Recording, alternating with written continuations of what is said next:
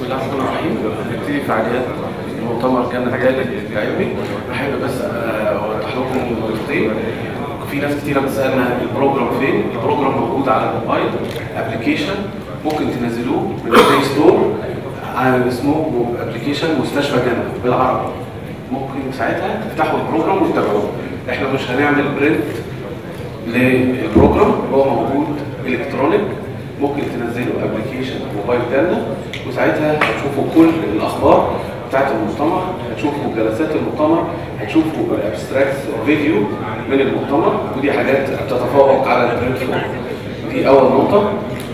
النقطه الثانيه ان احنا بنحب ننبه ان احنا نخلي الموبايل سايلنت على قد ما نقدر، علشان ما حد يبقاش كل شويه يبقى فيه تليفون يقطع على السبيكر. الاسئله لو في حد عايز يسال اسئله هتبقى الكترونيك. يعني ايه هتبقى الكترونيك؟ يعني هيبعت رساله ل 010 27 28 4 سبعات، والرساله ديت هتوصل للتشيرمان وهو اللي هيسال السبيكر. بمعنى اصح ان الدسكشن هتبقى الكترونيك. اللي عايز يسال سؤال يبعت رساله على الرقم اللي موجود في الابلكيشن 010 27 28 4 سبعات. احنا بنحاول نبقى اون تايم تماما بحيث ان احنا نقدر نبتدي. ففاضل لنا 3 دقائق ممكن ننزل فيهم الابلكيشن، وبعد كده الدكتوره رجاء منصور التشيرمان بتاع الجلسه هتبدا تفتتح المؤتمر. شكرا لكم. نزلوا الابلكيشن في ال3 دقائق دول، هو 3 ميجا، حاجه بسيطه خالص بالعربي. مستشفى جنة، اكتبوا كده في البلاي ستور مستشفى جنة، هينزل لكم الابلكيشن 3 ميجا بسهوله خالص. هتفتحوا هتلاقوا اخبار المؤتمر، جلسات المؤتمر، المتحدثين والمحاضرين، كل حاجه ثانيه. شكرا لكم. بسم الله الرحمن الرحيم. نبدا اولى جلسات مؤتمر مركز جنة للخصوبه، ونتقدم للجنة بالشكر على دعوتنا في هذا المؤتمر الجميل. نتمنى لهم التوفيق ان شاء الله والتقدم الدائم باذن الله. Our first speaker will be Professor Subki, Professor of Genetics at James University, who will give us a talk about genetics of male infertility. Professor Subki, تفضل.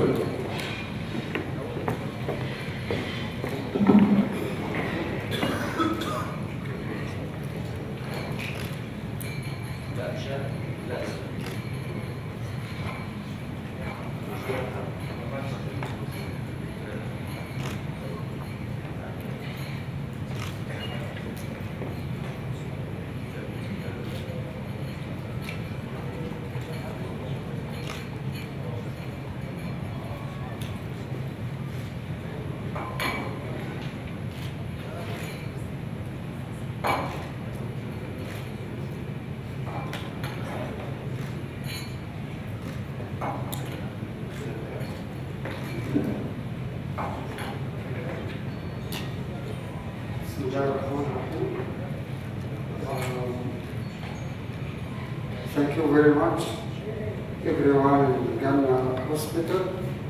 It's really a great project, progressing very rapidly with a very eminent leader.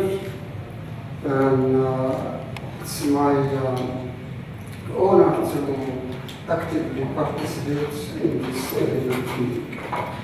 I'm going to go through the possible causes of male infertility from the genetics point of view. Then we'll end up with the possible very successful management of such cases. As any genetic disorder, male infertility could be due to the chromosomal abnormalities,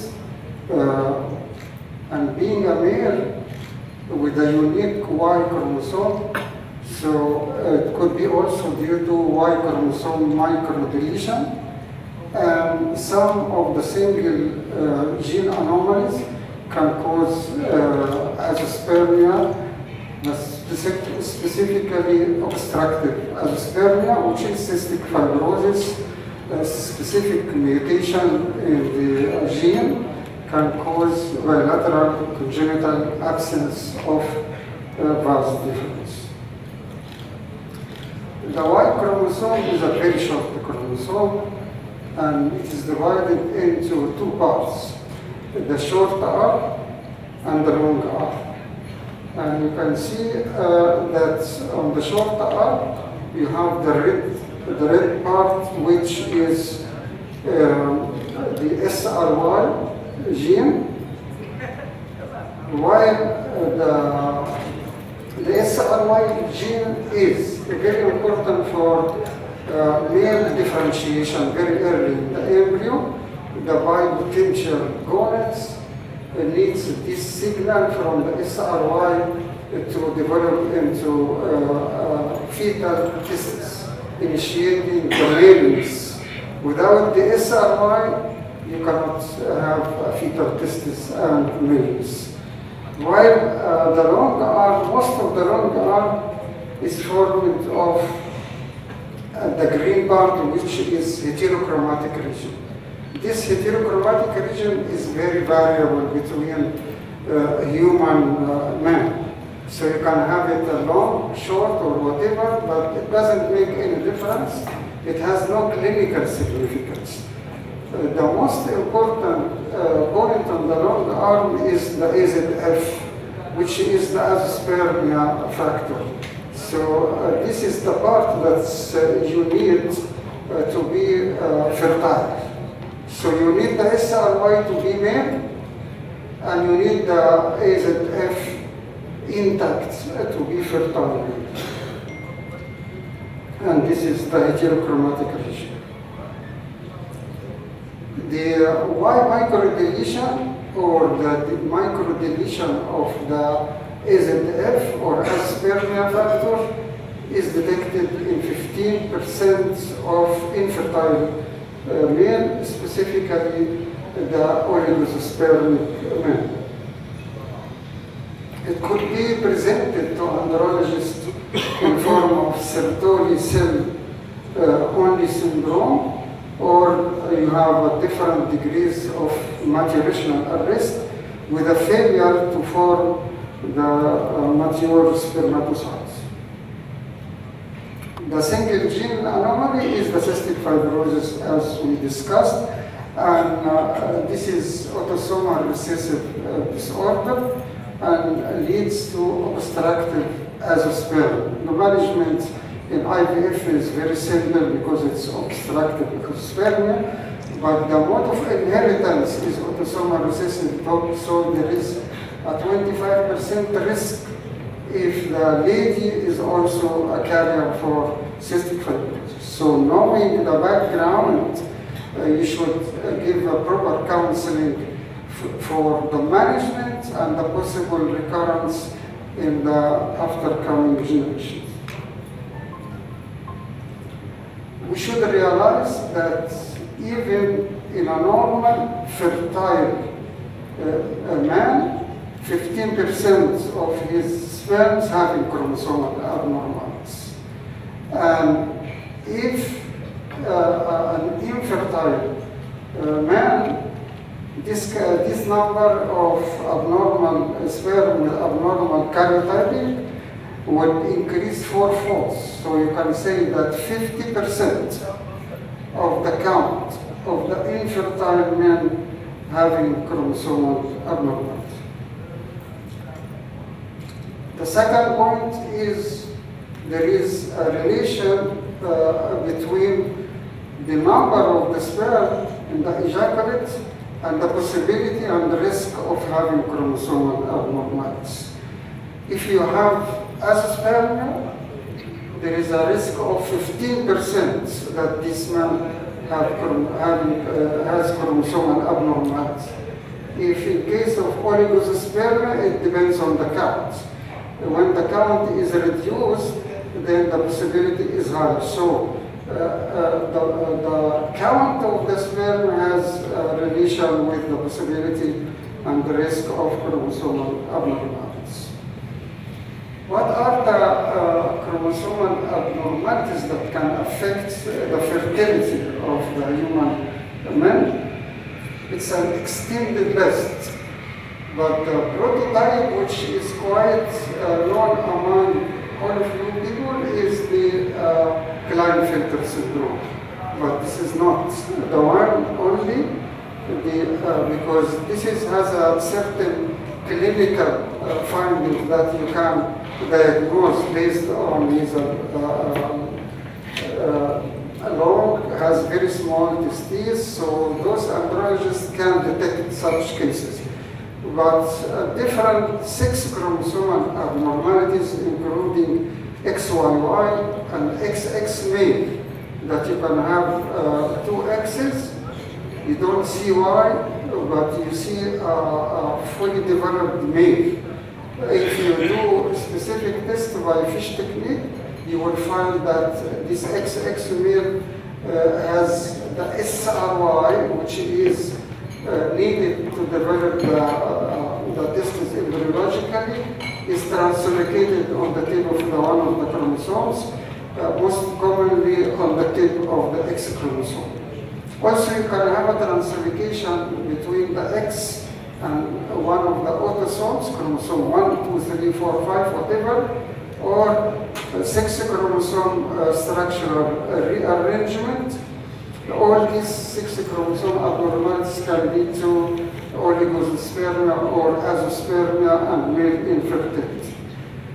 The missed part is the autosomal rearrangement, that you can have normal 6 chromosome, normal clinical man, but severe oligospermia. If you offer him karyotyping, you find a translocation between the autosomes, like translocation 1, 5, translocation 5, 10, translocation 7, 11, whatever. So all these are the causes, chromosomal causes of male infertility. Why men has such a higher rates of abnormal sperm having abnormal chromosomes? Because as you can see that the Y chromosome is very short and the X chromosome is very long. So while during the mitogenesis and spermatogenesis, the long chromosome X to pair with the short chromosome Y has to make a loop like on your left-hand side, and this will lead to spermatic and meiotic disruption and leading to different degrees of chromosomal abnormalities. So we can say that chromosomal abnormalities among infertile men could be constitutional. Constitutional means that this man was born with such chromosomal abnormalities. So if you take a blood sample, you find the chromosomal abnormalities. While sometimes you offer karyotyping and the result would come back as a normal karyotype 46XY.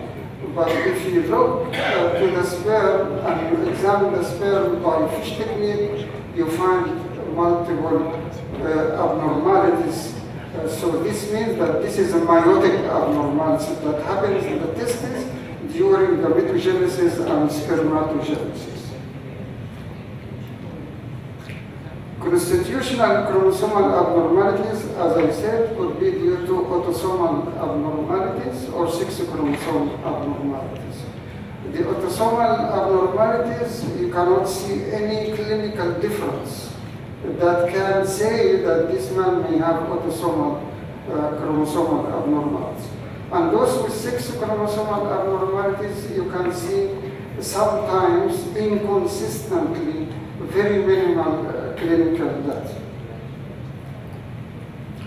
This is a case of a man having 45 chromosomes, but he has a translocation between chromosome 15 and chromosome 14.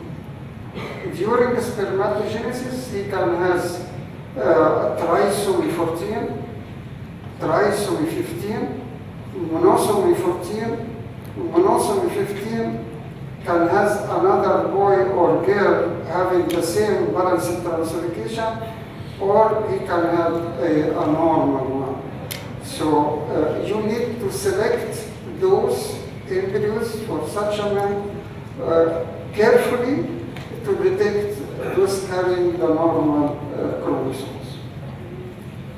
This is translocation, autosomal translocation between chromosome number 2 and chromosome number 20. Again, if you detect such abnormality and you discover that this is the underlying cause of male infertility, then during management you have to keep in mind that you have to detect what we call it cytogenetically derivative chromosome 2 or derivative chromosome 20.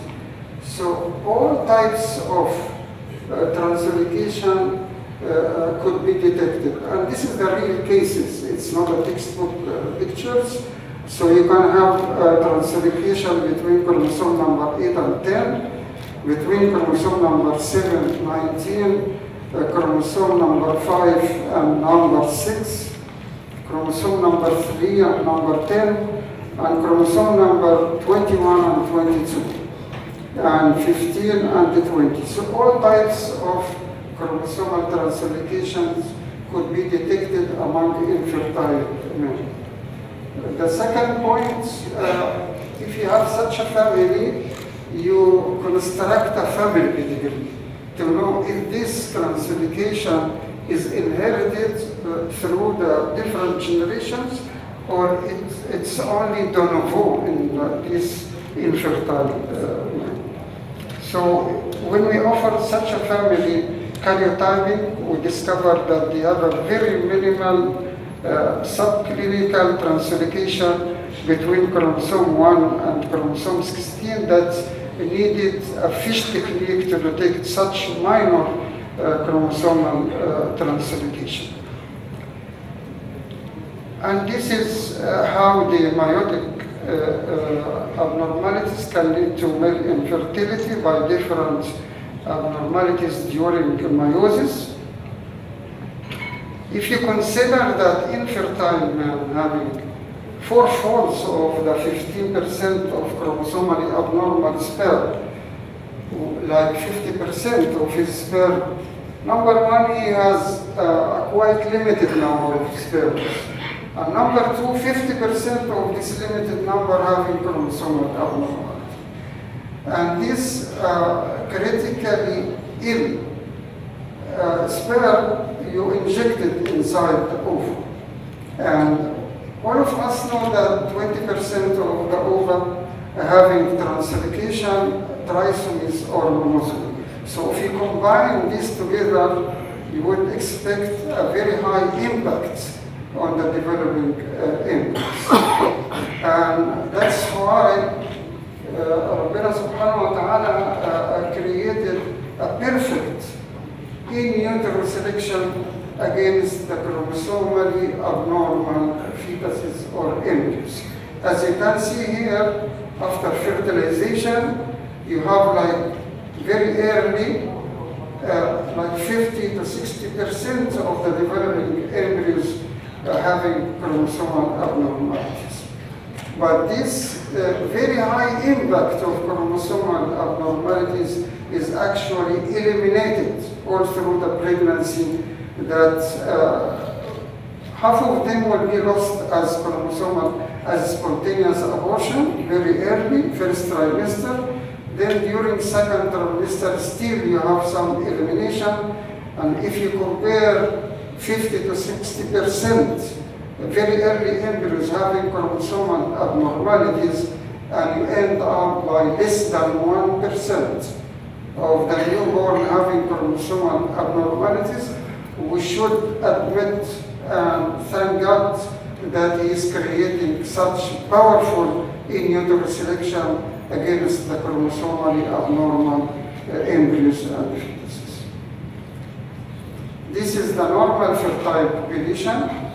You start by 50% chromosomal abnormalities and you end up by 0.7% of the newborn having chromosomal abnormalities. So if you use a critical ill sperm and you inject it during ICSI, yes, you don't have any alternative. But you have to keep in mind that you have such impacts on the ova and developing embryos, and that's why you have to have a clear-cut plan to avoid a delivery of abnormal pregnancy. This is the different types. We have to admit also that we help people to conceive, but when we did a very early study of the chromosomal abnormalities among babies born after ICSI, we found that 3% of them having chromosomal abnormalities. If the normal population having less than 1%, then we should realize that after ICSI, you may have like 4 or 5-fold increase of chromosomal abnormal conceptions. So how can we, if we lose the natural selection because we bypass and inject this sperm inside the ovum, we have to have another technique to work as a natural selection, and we can call it an artificial selection against the chromosomal abnormal embryos. This is the technology, the PGS in such cases and other cases, that when you have fertilized ovum, very early embryos, offer them genetic testing to avoid a delivery of chromosomally abnormal baby. But again, you have to have an expert team having the full background of medical genetics, and you have to have a high technology to detect such abnormalities, and you should be able to properly interpret the results before taking the right embryo to embryo transfer. So PGS and PGD by NGS, the question is, could it replace natural selection? Can we use it to eliminate the abnormal developing embryos very early by trophectodermal biopsy? And we end up with selection of a normal euploid embryo, even if it is one embryo, but you are 100% sure that this is a normal embryo, then this is the better chance to increase and improve pregnancy rate, and also to reduce the early pregnancy loss. And the regular slide is, if you have 10 early embryos like that, how can you select the proper embryo by morphology? I don't think after my presentation you need to study them. Study them by a specific technique like NGS, so you can eliminate the aneuploidies, and also you can detect. This is the case with translocation studied by NGS, and we will be able to detect a derivative chromosome 5 and derivative chromosome 10, and the last one, embryo number 10, was quite normal male embryo. So you feel quite comfortable when you give a decision to embryo transfer embryo number 10 only. So you can select the proper embryo based on the inside of the embryo. Thank you very much for your attention. I hope I have given you a very simple tour. And this is the cytogenetic team, and this is our new brand specifically for reprogenetics. Only in these generations we offer reprogenetics. Thank you very much. Thank you very much, Professor Azad. And our next speaker is Dr. Muhammad Khalid.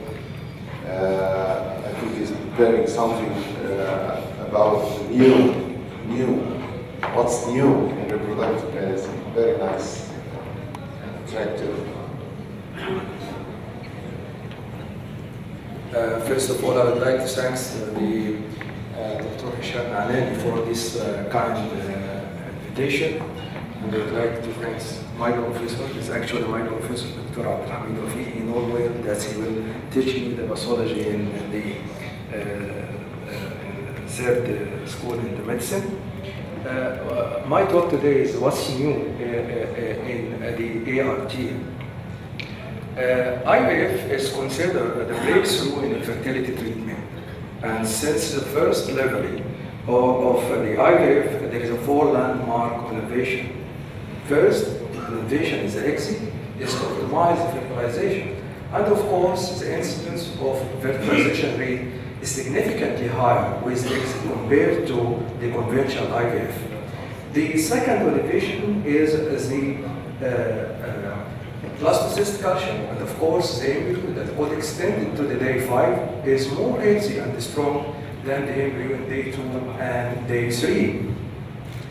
The third innovation is the vitrification or rapid freezing, and of course the vitrification, the survivability of the embryo is significantly higher than with slow freezing. Not only that, but according to some meta-analysis study, even the vitrified embryo have a pregnancy rate higher than the fresh embryo, and of course, all of us will know that some centers will do freezing or in ovarian hyperstimulation and transfer a frozen cycle in the patient with ovarian hyperstimulation. But I believe in the future we'll maybe change the routine practice to even transfer the vitrified embryo even in the non-stimulated ovarian hyperstimulation cycle. The fourth and last innovation is the complete chromosomal screening or CCF will not only transfer the embryo but will transfer, as Professor Sorki said, a healthy embryo, a ploid embryo free from any chromosomal screen. And as we see there is the strip number 1. This is a normal chromosome. This is the DNA is between the normal line and the second strip. There is some abnormality in form of monosomy and trisomy, and I believe this will be mentioned in detail by Dr. Magdi in the next session. Last year, there is a new test offered a breakthrough pregnancy rate. This is called mitochondrial DNA test, where the Professor Dugan from the Oxford University found that the blastocysts that contain a high level of the mitochondrial DNA have a very low chance of implantation. And they present that data in the 71 ASRA meeting from 352 blastocysts studied by the next generation sequencing and PCR, and he found with his team that the blastocysts containing a low level of the mitochondrial DNA have a high chance of implantation than the other embryo. Not only that, but also he found a threshold value above which none of these embryo will be implanted. The next diagram will see the trophoctodermic biopsy, as we see there, and we'll take the biopsy for next generation sequencing. And if we find a high level of the mitochondrial DNA, we should discard this embryo because the implantation rate is very low. And if we find a low DNA concentration, we should transfer this embryo. This is a prospective study where the author will divide the patient into 3 groups. The first group, the patient with high level of the mitochondrial DNA above this threshold. If we look to the result, we'll find none of these embryo will be implanted. This means the negative predictive value is 100%. And if we look to this group, we'll find that although we'll transfer the embryo in day 5, that means this is embryo strong enough to extend it to day 5, not only that, but after the next generation sequence analysis, this embryo is chromosome normal, but the only variant is they have a high threshold value of the mitochondrial DNA and the pregnancy rate is 0. On the other hand, the second group where the mitochondrial DNA is lower than the threshold, the pregnancy rate is 70%. And if we not consider the mitochondrial DNA, the pregnancy rate is the average pregnancy rate is 38%. As we say, this is considered a new breakthrough in the pregnancy rate in IVF. And one of the advantages of the mitochondrial DNA or mitochondria is that the could be applied to any BGD or BGS biopsy, and no need for any extra requirement at the level of the IVF lab or at the embryologist itself as a part of routine chromosomal screening. We'll go to the advanced woman age. All of us will know that advanced woman age is considered the single most important factor for reducing the pregnancy in nature as well as the ART program. Last year, we can pay up this an old age by stem cell to increase the pregnancy rate. This is what's called augmented treatment. In augmented treatment, we take the mitochondria from the egg precursor cell, from the protective layer of the ovary to supplement the existing mitochondria of oocyte. This video will see how we'll take the, as we see, we'll take the ovarian biopsy, and after we take the ovarian biopsy, with other process to separate the mitochondria producing the cell from the egg precursor cell, and after this separation, will put together by the embryologist with the sperm. So as we see here, the sperm is mixed with the mitochondria producing cell, and together will be injected to the oocyte, and this mitochondria producing cell will supplement the oocyte mitochondria. And if we look to the data, the technique, to find that this technique is already in Europe, Aktay in Turkey, and Middle East, Faqih in the United Arab, and Casper in the Canada, FDA not approved, and Simon Fisher Tottenham Fertility Care Center were right for the HIFA to introduce it in UK. If we look to the publication, we'll find that Faqih will present a study in 59 women with an average age 37 years, had also unsuccessful routine IVF, and after one cycle of augmented treatment, the pregnancy rate will jump from 4 to 22%. This means 5-fold than the conventional IVF. Professor Casper from the Advanced Toronto Fertility Center in Canada also described 34 women with an average age 36 years with 10% average pregnancy rate with routine IVF, and the after one cycle of the augmented treatment, the pregnancy rate is jumping to 12%, to 12 out of 34 women. And regard to the premature ovarian insufficiency, all of us will know that the only way for this woman to have a baby is through the oocyte donation. Besides ethical and religious dilemma around this procedure, the patient is eager to have a baby from their own egg. Professor Kawamara from Kawasaki University, Japan, and Professor Su from Stanford University, United States, are working together to block the betin protein, which is responsible for the block the development of the follicle to final mature follicle. As we see in this diagram, this is the I believe the pointer is not working, but step one is remove the ovaries through the laparoscopy from the woman, and then mechanically divide into many strips, small strip, and then put in the culture media. This culture media containing the drug that block betin activity, and after that is reintroduced again through the laparoscopy into the woman near to the fallopian tube, and after that the woman undergo stimulation, egg retrieval, fertilization, and embryo transfer. Professor Kawamara and his colleague working in 27 women with average age 37 years with a period of menopause 6 years, he found that 13 women have a constitutional residual follicle.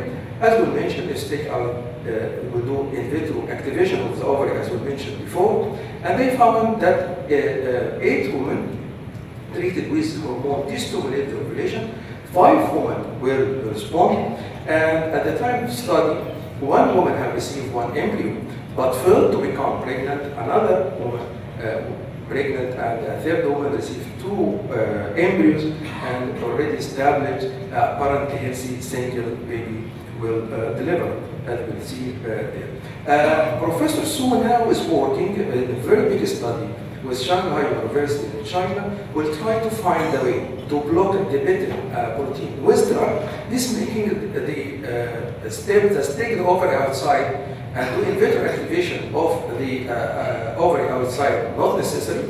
But we believe this is a far way, and to be said that in vitro activation of the ovary could be exist like the IVF, it's still far still. Now we'll go to the last point of my presentation, which is mitochondrial replacement surgery.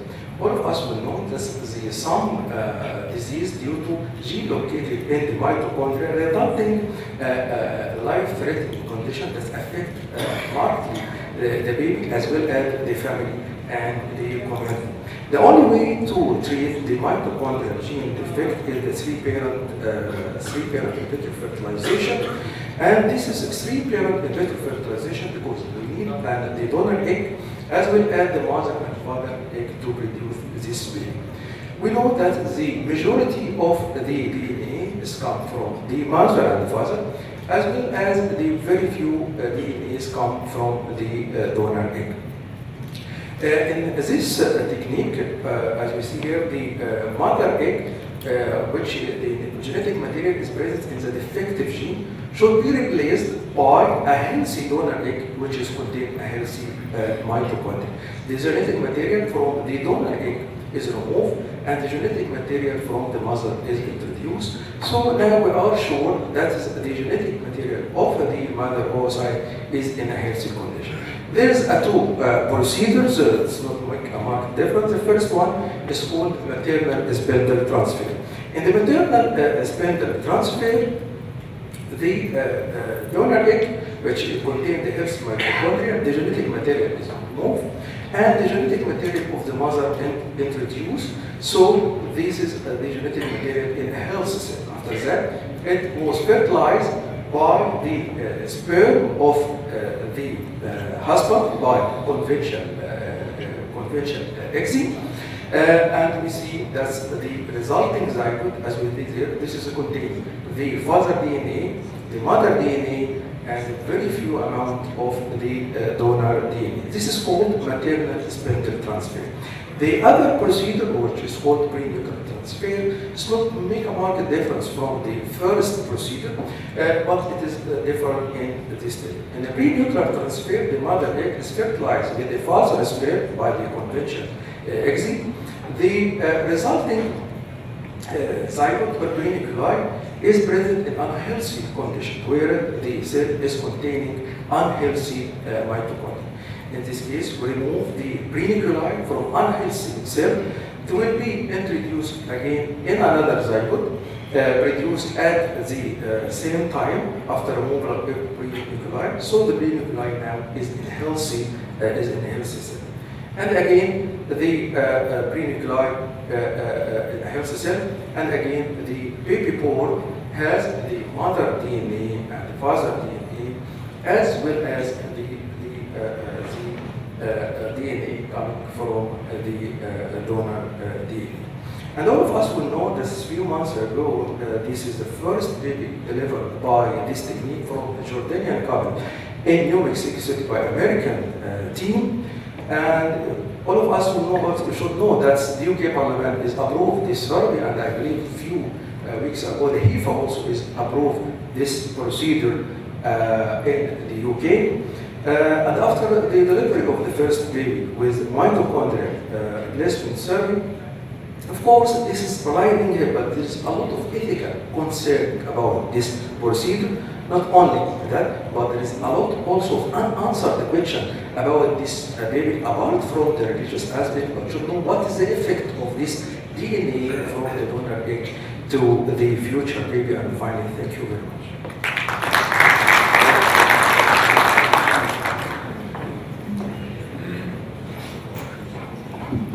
Thank you very much, Dr. Khalid.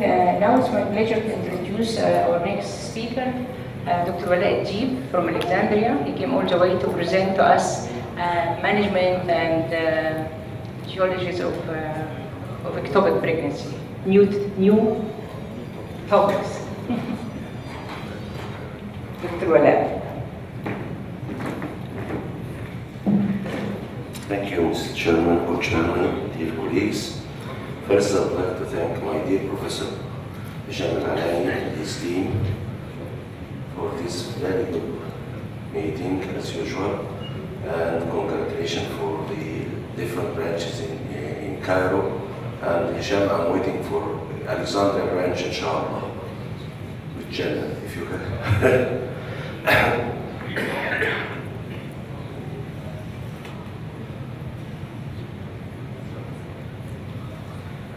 As we all know, that the incidence of ectopic pregnancy is about 2% of all pregnancies, 95% are tubal.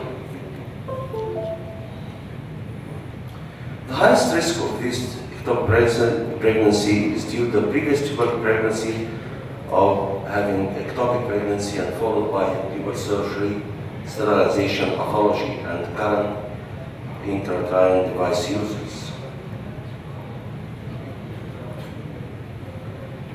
Why we have increased the incidence of ectopic pregnancy? Even the rare types of ectopic pregnancy, like heterotropic pregnancy, may be due to increased number of IVF cases and also increased number of cesarean sections in fertile and infertile females. One of my friends told me that the incidence of cesarean section increased 5-fold in the last 30 years. So, if you have a cesarean section in some centers or hospitals using sterilization by something like, you have sterilization ببعض الحاجات اللي ما بيحصلش نوع من الغسيل للآلات، بعد كده بنيجي بتعمل لابروسكوبي بنلاقي هالو adhesions.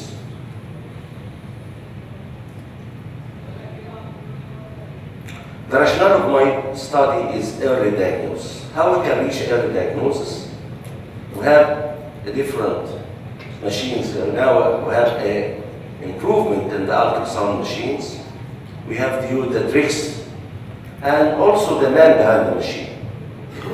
Skills improved in these people. We have a lot of people working in ultrasound and skills that increased by the seminars and hands-on.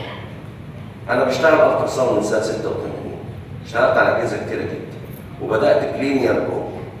يمكن أول مرة رحت أزور القلعة الكبيرة في الثمانينات، قابلتني الدكتورة رجاء منصور أو تشيرمان، وقالت لي لازم تبدأ بالألتراساوند. قلت لها دكتورة رجاء أنا بشوف في اليوم 40 ل 50 حالة ديلي للأبدومينال ألتراساوند اللي هو اللينير كمان حتى مش الكونفكس، وكان صعب جدا إنك أنت تشوف الألتراساوند. لأن ممكن تشوفها الأوفري التاني ما تشوفوش. النهارده طبعا الفاسيلتيز موجودة. آخر 3 توبيك في ال3 شهور اللي فاتوا دول عندي أنا خدت سكند أوبينيون، مش عيب أبدا، دونت هيزيتيت. طب سكند أوبينيون من حد فاهم أو شايف عشان توصل للإيرلي دايجنوز. ده هيفرق معانا جدا زي ما هنشوف.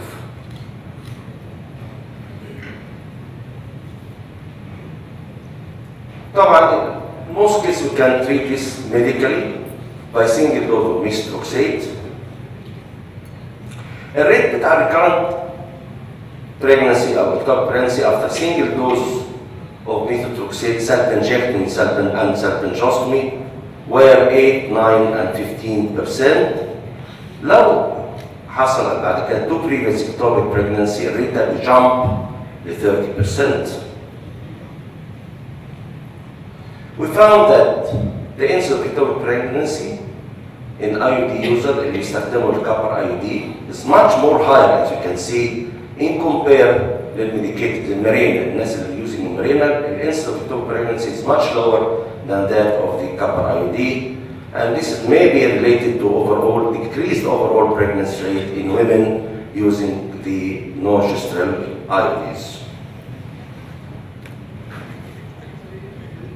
ممكن بالرغم من كل الفاسيلتيز اللي قلت عليها بالنسبه للالترا ساوند بالنسبه كمان للناس اللي عندها اكسبرت we still have 12% missed cases of ectopic pregnancy. ده رقم كبير الحقيقه.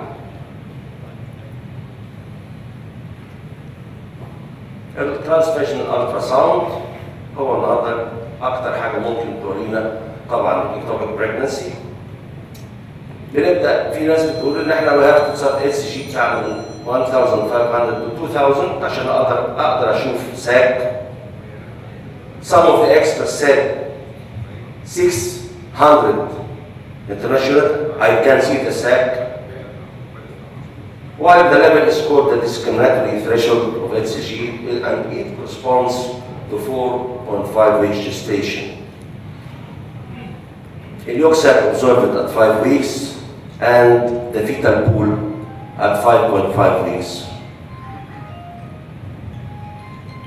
The sensitivity of ultrasound, to my opinion, is due to the skill of the ultrasonographer and also the machine. And it may reach about 99%, as you can see. In this ultrasound, it is one of the rare type of ectopic pregnancy, we call it an ectopic.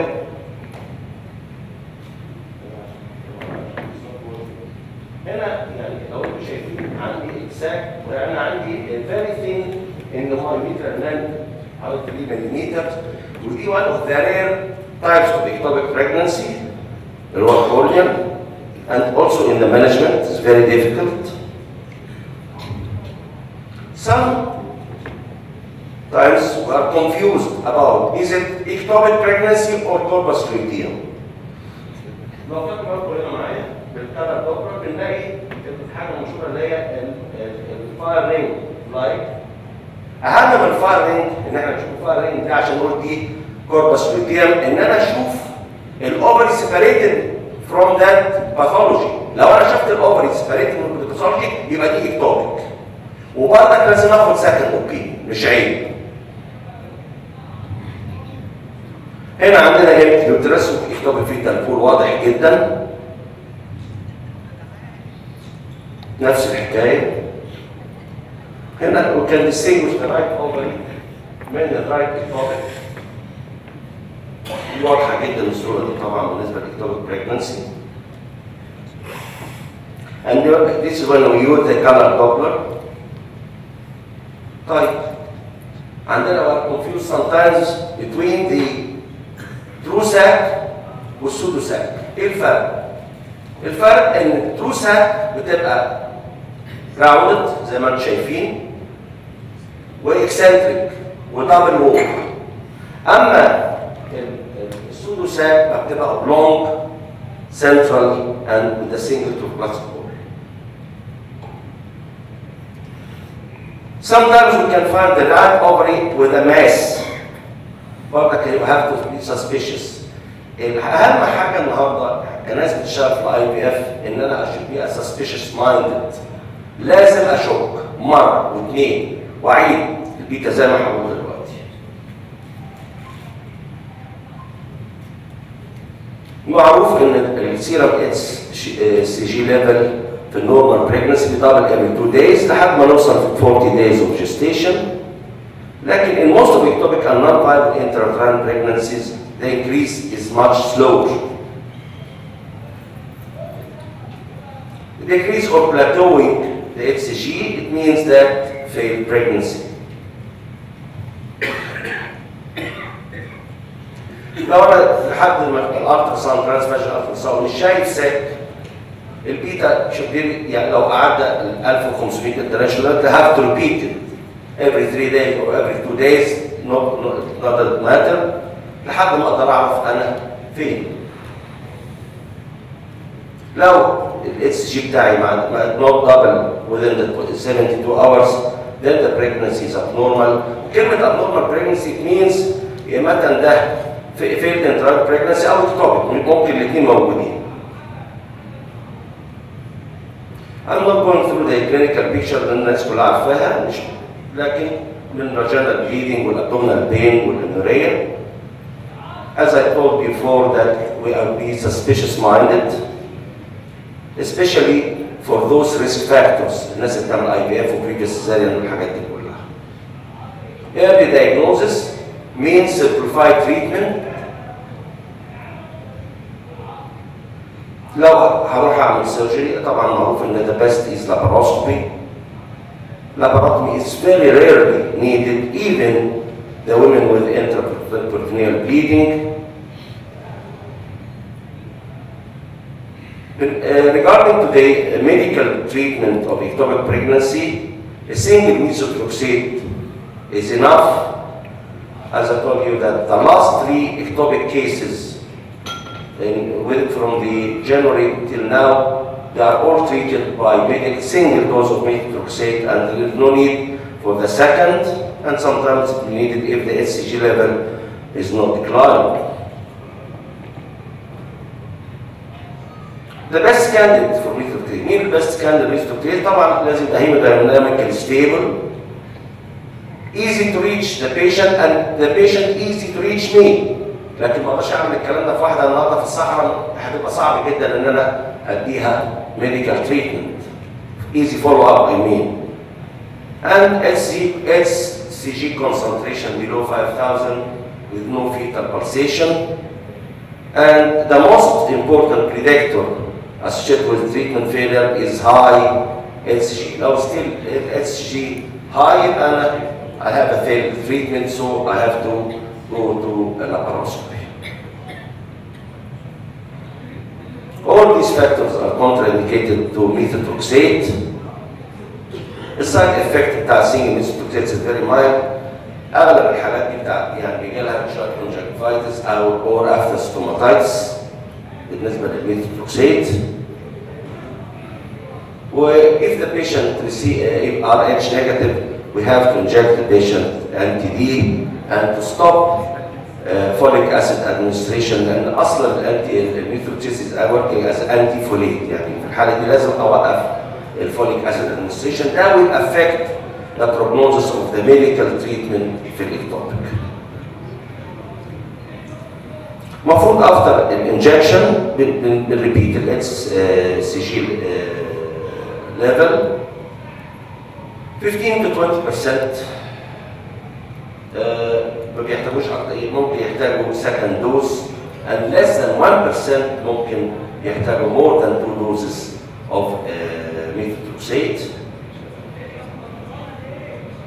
The patient, if it is not hemodynamically stable or impending or ongoing rupture already ectopic,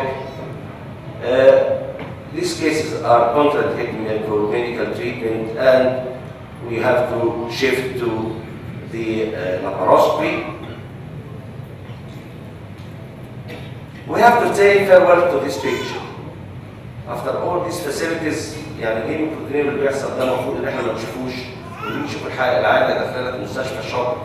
يعني early diagnosis, as I told before, is the best thing for those patients suffer from ectopic pregnancy. To doing salpingectomy or salpingostomy, a reproductive outcome after salpingostomy or salpingectomy is comparable. ما تفرقش كتير، لكن انا رايي الشخصي ان according to the skill of the endoscopy انا بعرف اعمل ايه كويس، لكن في حالات لازم اعملها salpingectomy، ما ينفعش اعملها لينير salpingostomy.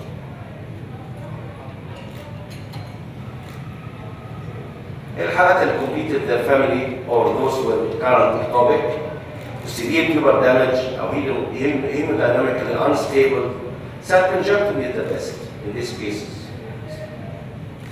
Otherwise we can do linear salpingostomy بعيوبه اللي احنا هنقولها بعد كده، ان مهما كان السالبنجوستومي ممكن انا اسيب بردك التروفوبلاست تيشو موجوده عندي، ودي بنسبه موجوده if I'm doing linear salpingostomy والريكارنت يبقى اعلى شويه. In this case, if I'm going to do linear salpingostomy, I can inject a single dose immediately post-operative of methotrexate. ده هيقلل جدا الانسيدنس of remaining trophoblastic tissue وهيقلل الريكارنس.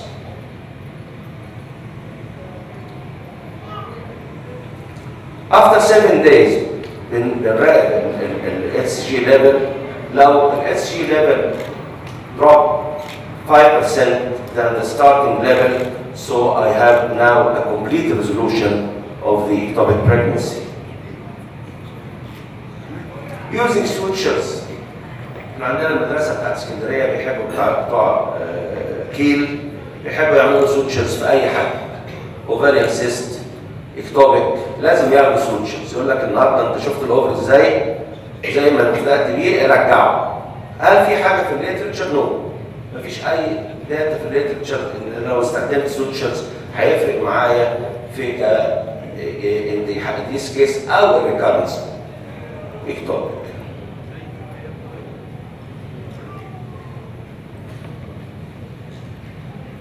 لو انا عملت سيركمجوستومي او راديكال سيركمجكتومي برضه كان انه احسن. ده matter of state of debate. So, Mrs. Chairman, co-chairmans, in conclusion, ectopic pregnancy is still the leading cause of death in the first trimester of pregnancy. A high index of suspicion is required for an early diagnosis because signs and symptoms are not specific. Expectant management is suitable in a limited number of cases. Most ectopic pregnancy can be treated medically with a single dose of methotrexate, and surgical treatment is reserved for those who don't fulfill the criteria of methotrexate treatment or who have failed medical treatment. And finally, most surgical treatment can be performed by laparoscopy, either salpingectomy or salpingectomy, and laparotomy is rarely needed even in women with intraperitoneal bleeding. And thanks very much for your attention.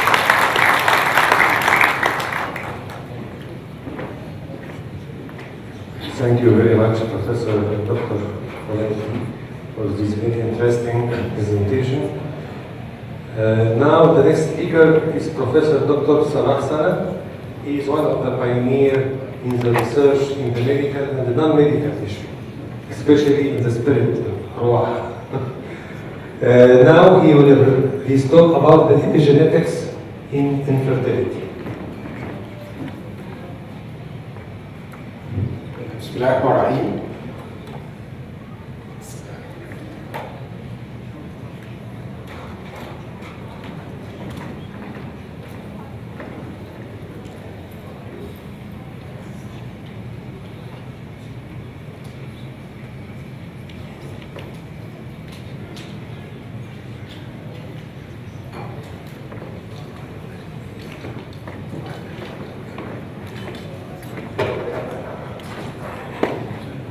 طبعا بشكر الناس عملوا مجهود قوي جدا، خاصه الاستاذ الدكتور شاب العناني وبعدين الدكتور ايمن عيد شحاته، مجهود ضخم قوي كتير. طبعا بتشرف وجودي وسط اساتذتي البيرسونز والاودينس وزمايلي.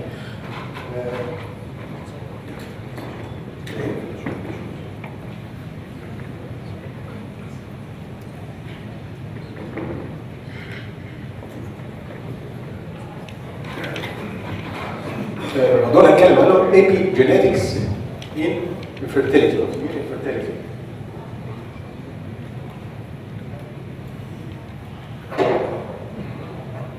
For a long time, scientists have believed that inheritance is solely dependent upon the genome.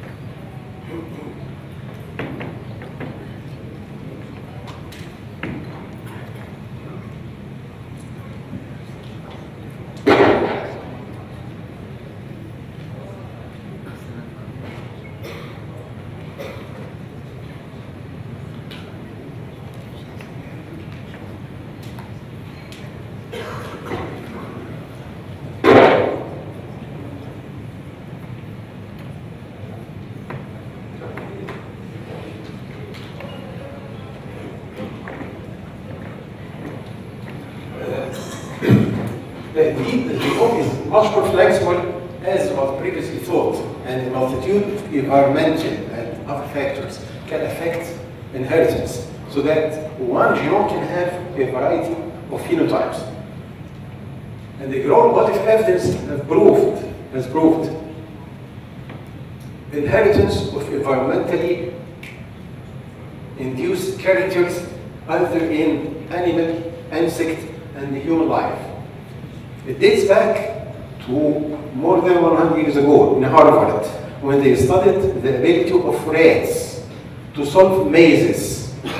And one study in 1920, rats could solve or could run the maze correctly every time after more than 160 times.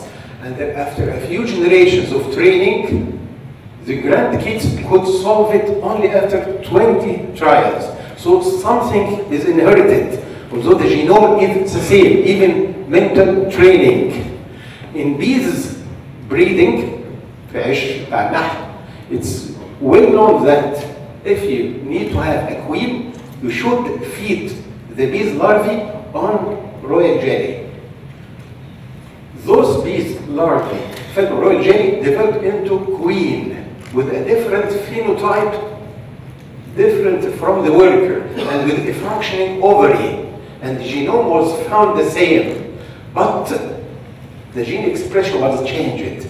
And royal jelly, highly proteinaceous diet, made some inference to gene expression. It did switching off of certain gene called DNM3 gene. In human life, there is a very famous example in the famine which occurred in parts of Netherlands near the end of World War II in 1944. Pregnant females during the famine gave birth to small babies, small for gestation age, and this was expected.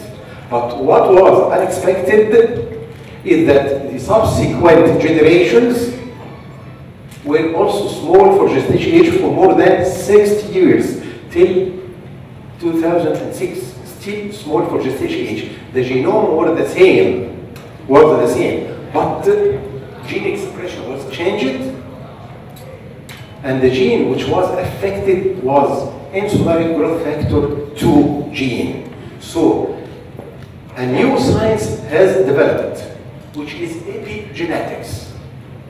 Epigenetics. What is epigenetics? It's defined as heritable changes, not caused by mutation, and not caused by a change in the DNA sequence. And it's called epi, since the most important mechanism to affect epigenetics or affect the gene expression is methylation. A methyl gene, a methyl group is put over the gene, above the gene, so it is epi, it's epigene. Another mechanism which causes modification of gene expression, there are many mechanisms. The most important two are methylation and histone modification. Histone is the basic unit around which the DNA is wrapped. And in order for the gene to act or work or to express itself, the gene or DNA should be unwrapped from around the histone. So many factors cause more tightening, switching of the gene, cannot be expressed, or decrease the tightening or increase loosening of the gene to express the gene. So there are factors which switch off or on the gene, and only the coding genes in every cell are less than 2%, nearly 1 to 2%, 1.5% are coding.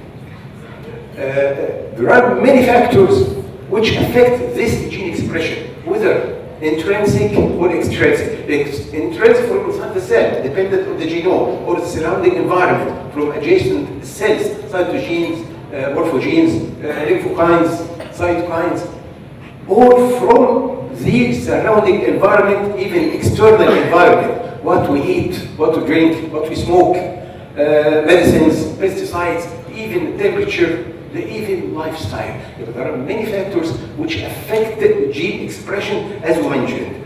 Are there any implications in female infertility? Yes, there are many examples in female infertility in which epigenetic modification or modulation is involved.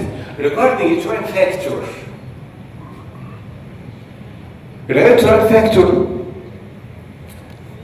there is a chemical very widespread in nature called BPA or bisphenol A. This chemical is used in the manufacture of plastics, in food containers, in baby feeding bottles, in dental sealants, in baby toys, in everything. Bisphenol A has received very great or very sophisticated research, since the BPA affects uterine action. A gene is important for uterine action. It's called HOXA10 gene. HOXA10 gene is present in mice and in humans and is responsible for the normal uterine environment and action. The BPA treating of mice led to uterus which is hyper-responsive to estrogen. So the uterus was out of synchronization with the developing embryo and led to preclinical abortion and early abortion. The fascinating thing in one research in Duke University is the researchers could reverse this effect. After demethylating the HOXA10 gene with BPA, they supplied these BPA-treated mice with diet containing high methyl groups, like folic acid, B12, other B vitamins, and they could reverse the BPA action by this diet. So this gives us hope for treating such cases. So for couples trying to conceive, it's important to avoid exposure to chemicals and to have a healthy diet, even an organic diet if it's possible.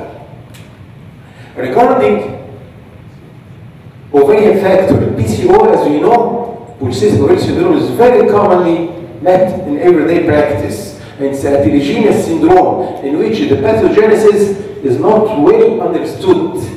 But epigenetic factors have been implicated nowadays in the pathogenesis of polycystic ovarian syndrome.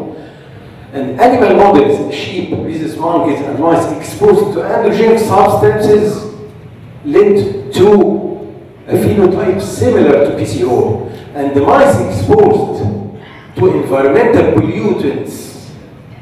There was a very fascinating study funded by the US Armed Forces, and they tried to see the effect of 5 environmental chemicals on the ovarian functions, ranging from pesticides, fungicides used in food industry, the plastics زي البسفينول والفتالين أو phthalates, the pollutants من polyaromatic hydrocarbons that fuel burning impossible products, the sewage fee, water channels, and they found exposure of mice to these 5 types of pollutants led to PCO, which was evident in their 3rd generation. They're unheritable. And the effect was found to be on insulin growth factor 2 and on androgen receptor gene on the X chromosome. Even the in utero exposure to androgenic substances, mice exposed to the weak androgen, dihydroepiandrogen sulfate, led to PCO picture due to the effect on LH receptor gene expression. Even the environment can affect gene expression and lead to the commonly met PCO.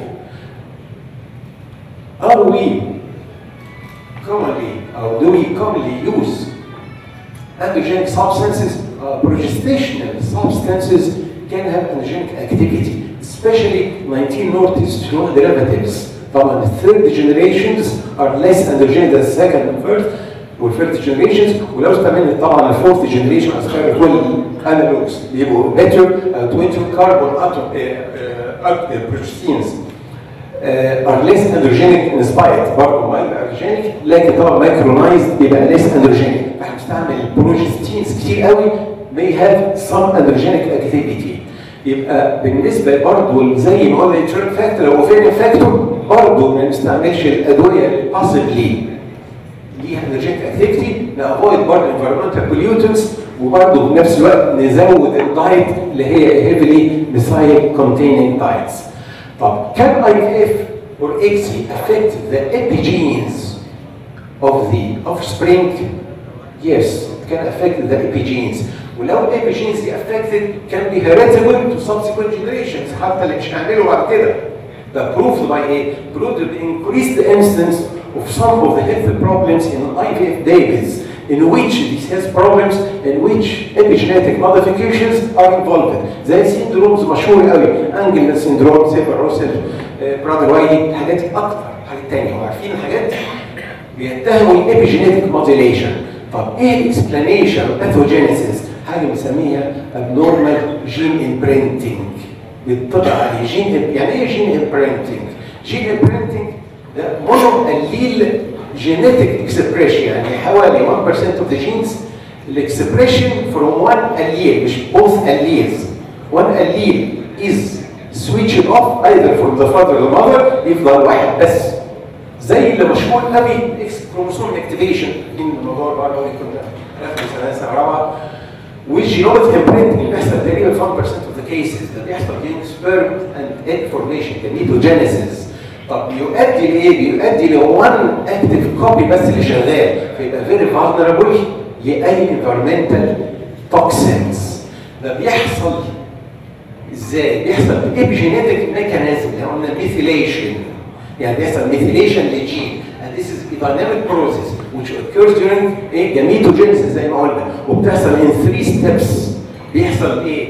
بتتشال demethylation, erasure of the methyl group from the gene, then establishment يرجع تاني methyl group to be maintained throughout the life لغايه ما يحصل gametogenesis. طب لو حصل abnormal imprinting بدل one gene بس اللي هو او one allele اللي هو active، يبقى عندنا 2 active or 2 inactive، يبقى في change of the gene expression. طب اشمعنى في الاي في اف او اكسي بيتهموه ان الابنورمال برينتنج بيزيد؟ طبعا في اكسبلانيشن، ده يمكن الهايبر ستيميليشن انا بعمله في اكسلريتد اوفر ماتوريشن ما دخلتش في البروسيس اللي هي بتاعت الجين امبرنتنج 3 ستيبس قلناهم، او يمكن انا حقنت انجكتد راوند سبرماتيد او سبراتين ما لحقش يحصل فيه الريبروجرامينج بتاع الامبرنتنج، او يمكن الستريس بتاع الكالتشر ميديا او الكيميكال اللي بتستعملها، او يمكن ميكانيكال ستريس بتاع الانجكشن. علشان كده في ناس دلوقتي بداوا يقولوا ان احنا نعمل انكورجنج للكونفنشنال اي في اف الا في سيرتن انديكيشنز، كان دي ميل مثلا فاكتورز، كان فيل اي في اف، ده ايفن سبونتينيوس سايكلز من غير حتى ما اعمل اي اندكشن عشان ما يعملش اكسلريشن اوفر ماتوريشن. نيجي للنقطه الاخيره هي السيرجت ماذر. هل ممكن genetic material pass from the surrogate mother to the baby in her uterus? Yes, تقريبا 40% can pass. يعني دي cells can pass maternal-fetal and free DNA، لكن ملهاش أي genetic implications، ويمكن دلوقتي accused some autoimmune diseases. لكن هل ده ممكن surrogate mother تأفكت الابيجينetics، يعني تغير الجين اكسبريشن وتؤدي لفينوتايب أو actions مختلفة من the same genome؟ Yes, it can. Donor egg baby will get its genes from the donor mother. ولكن for these genes to act لازم في instructions. instructions دي من جواها ده جيناتيك خلاص، لكن في جزء كبير قوي from the surrounding environment، اليوترس واللي حواليه والاكسترنال environment والستريسز اللي حواليها. ده البيشنت دي او يعني السيرفس ماذر دي عندها 9 شهور exposing the implanted embryo دي للانفايرمنت. هل عندي بروف؟ في بروف في الانيمالز واضح جدا جدا. It's very common in horse breeding نجيبه embryo بتاع البوني اللي هو الحصان الصغير يحطوه جوه اليوترس اوف ا هورس الحصان العادي. The resulting offspring is bigger than the normal pony. ده اكبر من different phenotype although the same gene، يبقى الجين اكسبريشن كان يتغير. اذا كده بنقول ان الدونر egg baby has 3 biological parents، a father and 2 mother، بنغير الجين اكسبريشن. احنا قلنا الحاجات دي كلها ايه؟ ان احنا بنحاول نتجنب البوليوتنس والدايت. طب هل في دراجز علشان نعالج بيها؟ في دراجز، في علم جديد، دراجز جديد نيو سيت اوف دراجز ار بينج ديفلوبد، لان لقوا ان الابيجينيتك موديفيكيشنز ار نوت بيرمننت الا لو الانفلونس ده لسه موجود. لكن نقدر نريفرس ذيس موديفيكيشن، ايذر الميثايل جروب اللي جت دي نشيلها او بالعكس ده دي ميثيليشن بنحط ميثايل جروب. فالدراجز دلوقتي كتيره بدات تطلع دي ان ام ميثيليشن انهبيتنج دراجز دول الكلمات دي اكسليز انهبيتورز، وفي جروبس ثانيه كتير قوي. ودلوقتي هل بتستعمل في انفيرتيليتي؟ لا لسه بدري قوي استعمل انفيرتيليتي، لكن في سام ديزيزز بدأوا يستعملوا فيها زي الزهايمر، زي سام ديزيزز، زي الكرونكوستاف ايرويد ديزيز وسام ازمه بدأ يسموها. لكن هي المشكله ان لازم كل حاله اعرف السبيسيفيك ديسوردر اللي حصل فيها عشان اختار الابيجينيتك دراج المناسب ليها. كده انا خلصت، لكن عايز اقول في الاخر ان الجينوم ليس كما كنا نعتقد ان اتس ا ديستني. لا، الجينوم ده ممكن يتغير بالانفيرمنتال فاكتورز، واليوتراين اوفين انفايرمنتس ار افكتد بالاكسترنال انفايرمنت. والاكزي برضه نخاف برضه منه ان ممكن يغير الابي جينيتكس، والسيروت ماذر از ان اكشوال بيولوجيك ماذر. وانتل ابي جينيتك دراجز ار ستاندردايزد بقدر الامكان نتجنب الانفيرمنتال بوليوتنس والميديكيشنز اللي مش عارفين تاثيراتها ايه، اذا كان ليها هرمونال افكت، وناخد الهيلث دايت واواي فروم اني بوليوتنس. ثانك يو.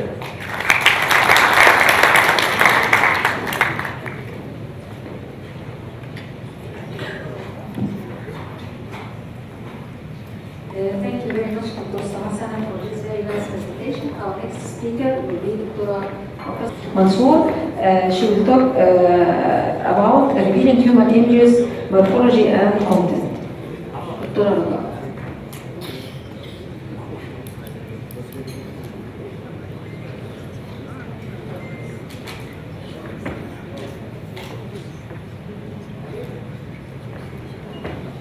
Thank you very much, Professor Shaib. Ladies and gentlemen, I'd like to thank very much Professor Hisham Al-Anani and his colleagues for the kind invitation, and I'd also like to congratulate them for the successful meeting. والحقيقة أحب أشكرهم قوي برضه لأنهم ما تبعوش ورق والبروجرام بيبقى يعني حقيقة we need to be conscious about this. We really need to think about all these wasted paper material والfancy bags اللي كانت بتتوزع في المؤتمرات قبل كده.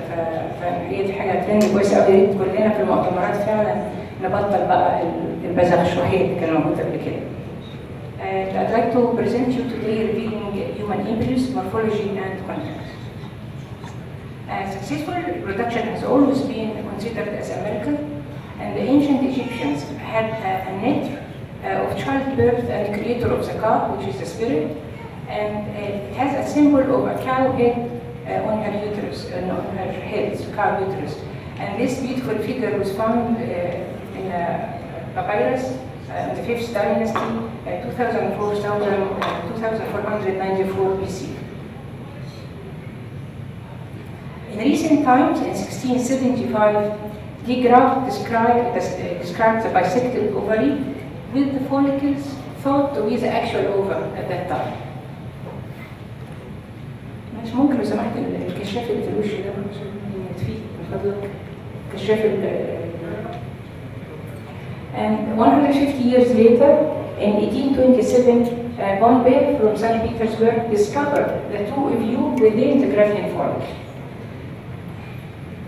100 years later, in 1939, Gregory Pincus was the first to show how rabbit oocytes aspirated from the follicles would begin their maturation in vitro. And he also was the first to extract oocytes from excised human ovaries and mature them in vitro. أول واحد فعلا يعمل in vitro maturation of human oocytes in 1939. Then 15 years later, Bob Edwards repeated Pincus's experiment, but he repeated the experiments on mouse oocytes. And he worked from 52 to 57 in Edinburgh and from 57 to 60 in California.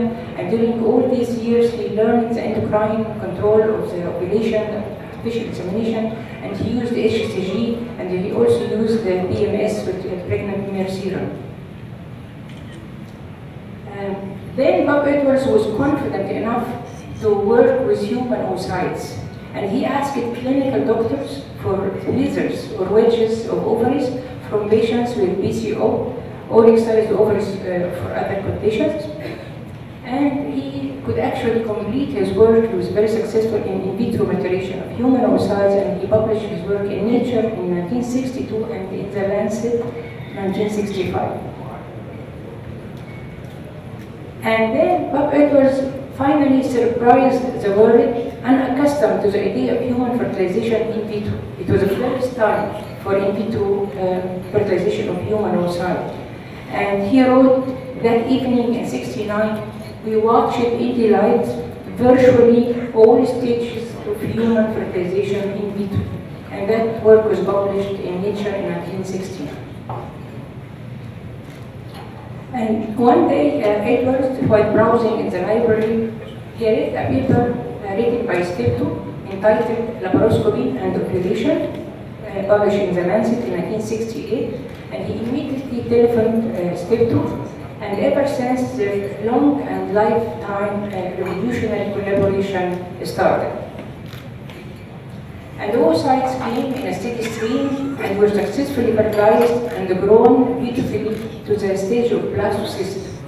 And together, Bob Edwards and Steptoe and Jean Brody, in the picture here, were successful in producing these blastocysts, and they published in Nature in 1971 human blastocyst grown in culture.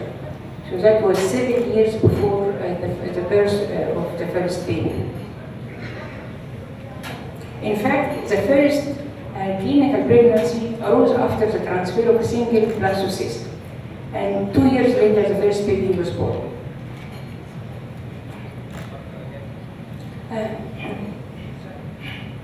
And gradually, IVF labs worldwide increased steadily, and Bob Edwards wrote, "We are indeed enmeshed in some of the most fundamental evolutionary stages of our existence as we pass from the oocyte to the blastocyst to implantation."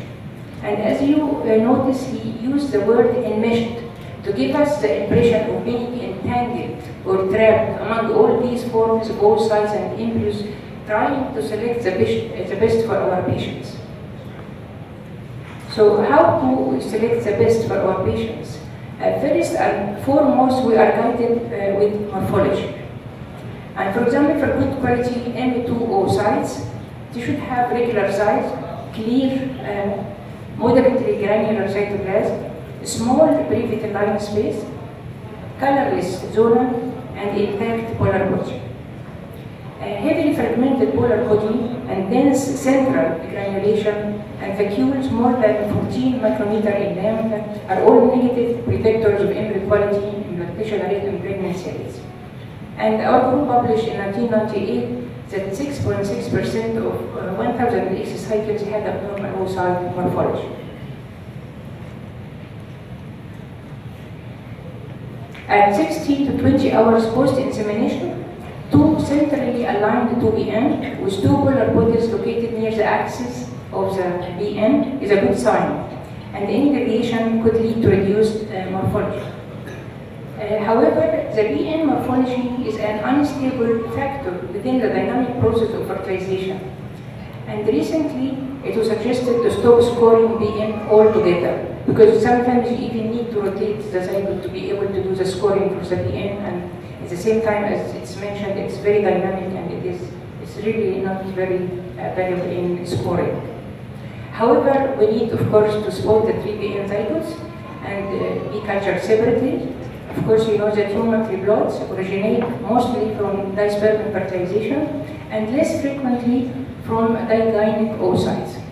And it often develops to partial identiform mole.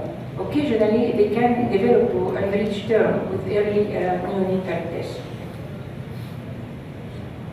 For evaluation of the cleaving embryos, of course, the number of blastomeres corresponding to the day of development is important, equal in size, and symmetrical with visible nucleus and no fragmentation.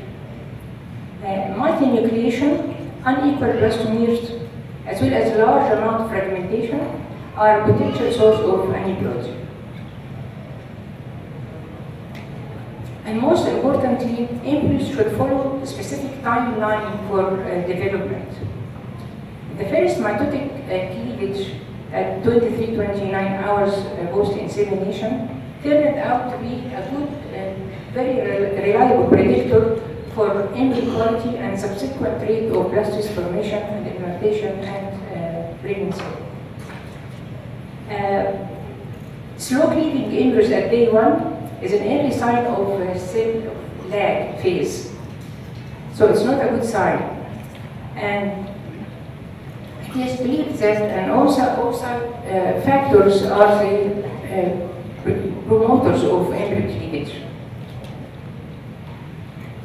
Of course, advances in our knowledge in vitro culture conditions and the development of better culture media facilitated extended culture. And extended culture facilitated embryo selection because we select from a limited number of blastocysts instead of selecting from a larger pool of cleaving embryos. And a viable blastocyst is characterized by a cohesive trophectoderm with numerous sickle-shaped cells and a tightly packed, slightly over inner cell mass, about 4,500 micrometers. And this is a meta-analysis of 27 RCTs comparing blastocyst transfer to cleavage stage transfer. As you can see here, the clinical pregnancy rate higher with the blastocyst, 39 to 46%, as compared to 36% with the cleavage stage. Odds ratio 1.3. The live birth rate also higher with the blastocyst, 32 to 42%, as compared to 29% with the cleavage stage, odds ratio 1.48. However, the cumulative pregnancy rate, the multiple pregnancy rate, and the miscarriage rates were comparable, there was no difference. The freezing rate, as expected, of course, was higher with the cleavage stage. Cancellation rate was higher with the blastocyst stage, 2 to 4%, as compared to 1% in cleavage stage. For more precise evaluation of morphology and finding a dynamic marker of embryo quality, time-lapse imaging were developed. However, as you can see here, this is a very large multi-center study on over 1,500 embryos of known outcome. It was found that about 50.6% of embryos that resulted in pregnancy were categorized as non-suitable using the time-lapse.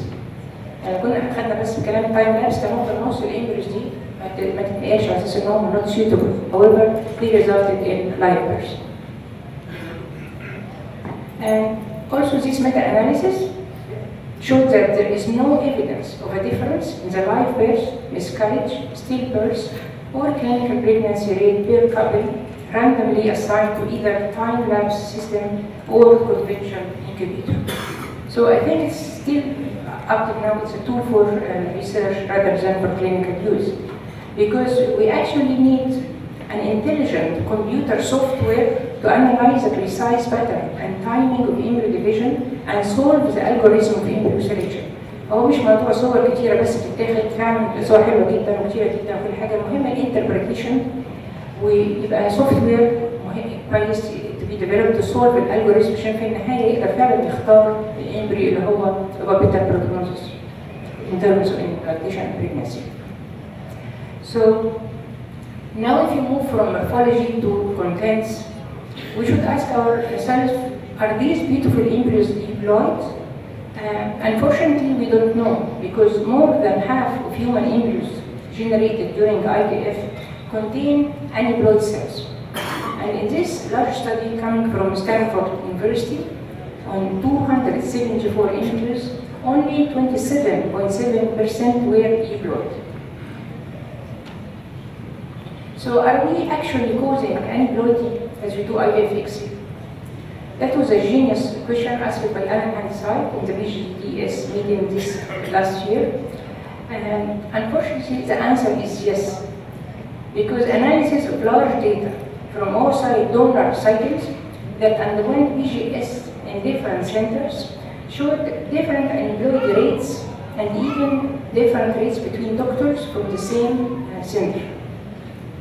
And of course, you know, aneuploidy is the most common type of chromosome abnormality, and it is the leading cause of implantation failure, miscarriage, and congenital anomalies in humans.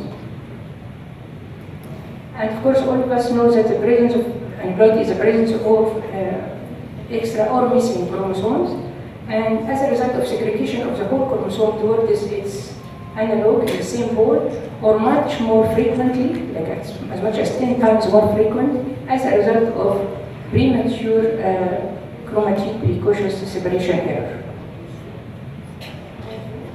So that's why pre-implantation genetic testing was developed, which is obtaining a biopsy from the embryo for genetic testing before it's transferred into the uterus. And it is indicated for patients at high risk of transmitting a genetic abnormality to their offspring, for example, all monogenic defects, or carriers of balanced translocations or numerical chromosomal anomalies, and also for aneuploidy screening. And this is to show the different indications of genetic testing as presented by the HLBGT consortium, and it shows that 20,200 cycles were done for aneuploidy screening as compared to 6,000 cycles for single gene defects, 5,000 cycles for chromosomal anomalies, 1,200 for 16 for X-linked diseases, 670 cycles for social sexing. So by far the most common indication for genetic testing is aneuploidy screening. And to know the efficacy of aneuploidy screening, this meta-analysis was published recently, Human Reproduction. They analyzed 19 articles, 3 RCTs, and 16 observational studies. And overall, there are potential benefits of aneuploidy screening resulting in a higher implantation rate. And the 3 RCTs were done for good prognosis patients, demonstrated clinical benefit in terms of improved clinical pregnancy rates with the use of single embryo transfer. A new and very powerful technique to help us also to select the best embryos is karyomapping. It works well for both translocation diagnosis in addition to aneuploidy screening. So karyomapping is like a fingerprint. It detects single gene defect and chromosomal aneuploidy. And this study published by Chesky and Kolif in 2015 shows you how powerful this technique is. The study was done on 542 cycles for 108 known conditions. They did for every single patient 24 chromosomes study, BGT, and HLA typing. And the results, as you can see, pregnancy rate 71.3% with spontaneous miscarriage of 6.2%. Another important indication for implantation potential of an embryo also is a mitochondrial content. And in 2014, a microarray platform was developed to allow simultaneous assessment of aneuploidy and quantification of the mitochondrial DNA content in human embryos. And these 2 studies, published in 2015, showed that high mitochondrial DNA copy number in embryos is indicative of a lower embryo quality, which is like an expression of a stress of the embryo. That's why the mitochondrial content is higher, and is associated with a lower implantation rate. So the future is for single euploid embryo transfer, which is the holy grail in IVF. All of us hope that we will be able to reach this stage in the future. And the technology is going there. Because as you can see from a lot of published studies here, doing BGT and BGS plus mitochondrial DNA at the same time resulted in 69 to 72% implantation rates. But what about if a patient has no blastocyst at all, which is a case of about 2 to 4% of the patients, or if a patient has no euploid embryos at all the embryos were aneuploid, which is a case of 10% of the cases. So the answer was given as a wise advice from Alan Hanside is to give every single embryo a chance and transfer every single embryo. And the reason why I give every single embryo a chance is because of the mosaic embryo has a potential of making a healthy baby, about 50% of the potential of a normal embryo. and it resulted in 16% live birth rate. And these publications are very, very strong publications. So another area of research has been going on, also trying to find and select the best embryos by analysis of the surrounding of the embryos, not the embryo itself. For example, analysis of the spent embryo culture media and analysis of criminal cells. For example, to analyze the media in which the embryo was growing for the protein translated from a specific gene expression, what we call proteomics. To analyze the media for the metabolic biomarkers, or for RNA-based negative regulators of gene expression, what's known as microRNA. 3 microRNAs were differentially expressed on day 5 for embryos that had successful pregnancy. However, the analysis is challenging and more research is ongoing, so still this is not for a clinical application. Biomarkers also very important to see the viability of the embryo by studying the glycolytic activity. And it is known that for the cleaving embryos, the embryos that have an uptake significantly better in both glucose and pyruvate are better than the cleaving embryos with a lower uptake in glucose and pyruvate. At the stage of blastocyst, the viable blastocysts have better uptake with the glucose, not the pyruvate. So this is a very good indication for the embryo viability. Also, the amino acid turnover, for example, is the leucine. It was found that it's the only amino acid depleted في cleaving embryos that progress to blastocyst. يعني embryos هو بتبقى active بتاخد leucine كتير بتبقى very viable with progress to blastocyst. And alanine has a striking net appearance due to the involvement in disposal of embryo-toxic amino acids. Unfortunately, it required techniques for the detection of these biochemical markers, such as ultramicrofluorescence and the high-performance liquid chromatography, are not usually available in standard IVF labs, thus limiting their application in the routine work. So, in conclusion, ladies and gentlemen, morphology and rate of cleavage are still the foremost methods of embryo selection. The developmental fate of an embryo is largely dictated by the quality of the oocytes. PN morphology is an unstable factor within the dynamic process of fertilization. The time of the first mitotic cleavage is a reliable indicator of embryo viability. Multinucleation and asymmetrical cleavage are documented to reduce viability. Extended culture facilitated selection from embryos that reached the blastocyst stage. Implantation pregnancy rates with blastocyst stage better than cleavage stage. An intelligent software algorithm to analyze images from time lapse is needed.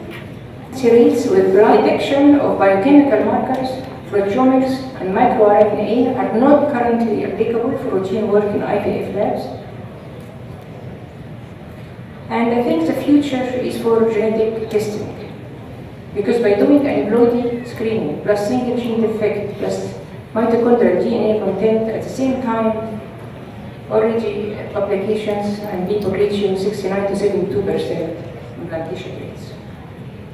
And in poor prognosis patients, we have to give every single embryo a chance. And combining morphological evaluation, cytogenic analysis, embryo metabolism will increase the ability to select the most viable embryos out of a pool. And finally, we need to remind ourselves that every one of us here in this room, and we're all successful doctors and making decisions, every single one of us has at least 10 genetic mutations. So we have to remind ourselves that everyone is a miracle in miniature with a personal history of men and women who lived, loved, and gave birth to others ever since the creation of mankind. Thank you very much for the kind attention.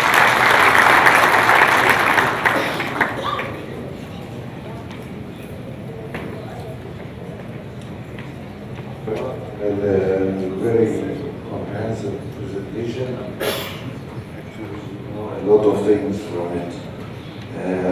Dr. Safa, for a moment, please.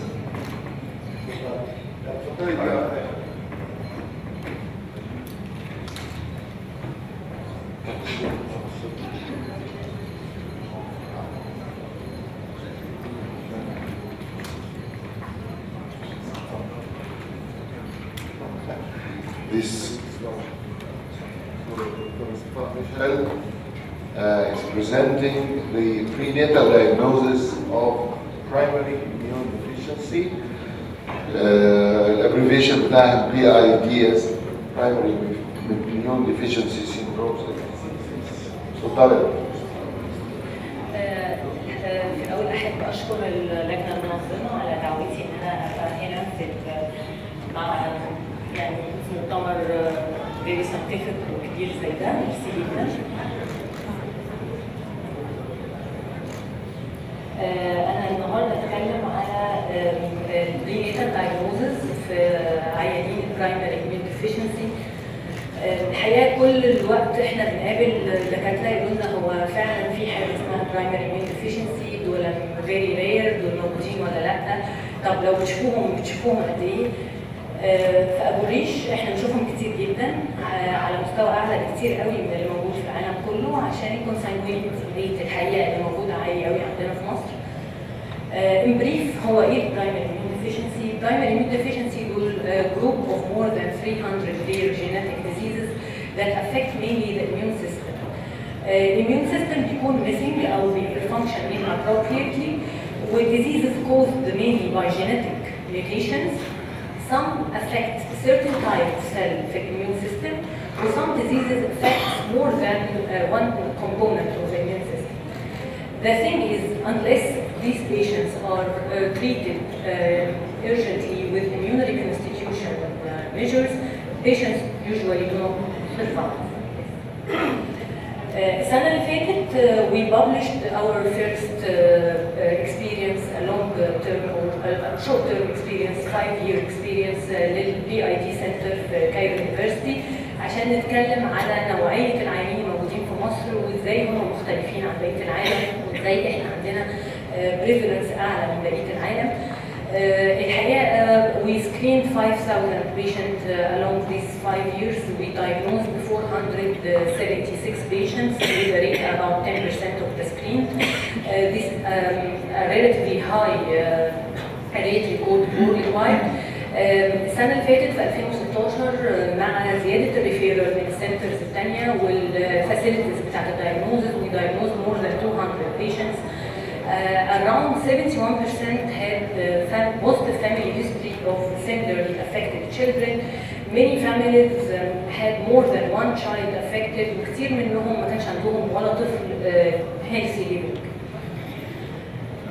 In spite انه في rapid progress جدا in understanding immune pathogenesis behind the PIDs and establishing different treatment modalities, still the cure rate is far behind satisfactory.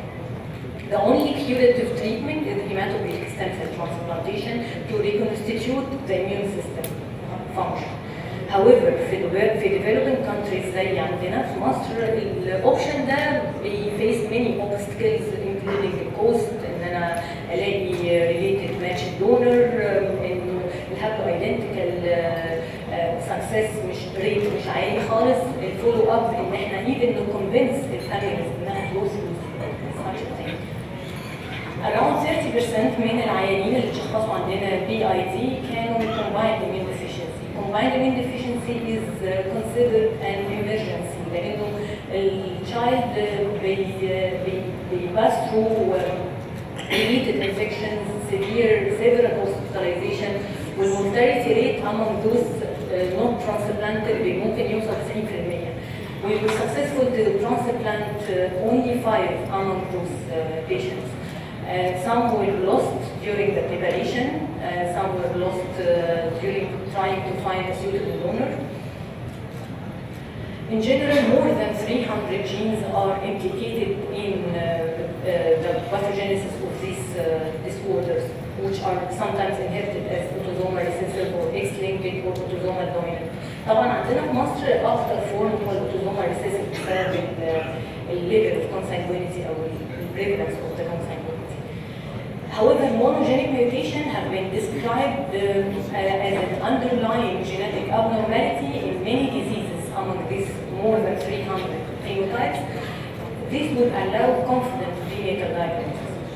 As a result of this complexity of the genetic mechanism, genetic counseling for primary immunodeficiency families became indicated.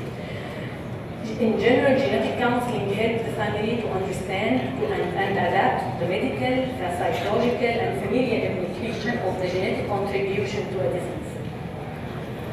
Early steps at genetic counseling, first we should genetically diagnose the presenting family member.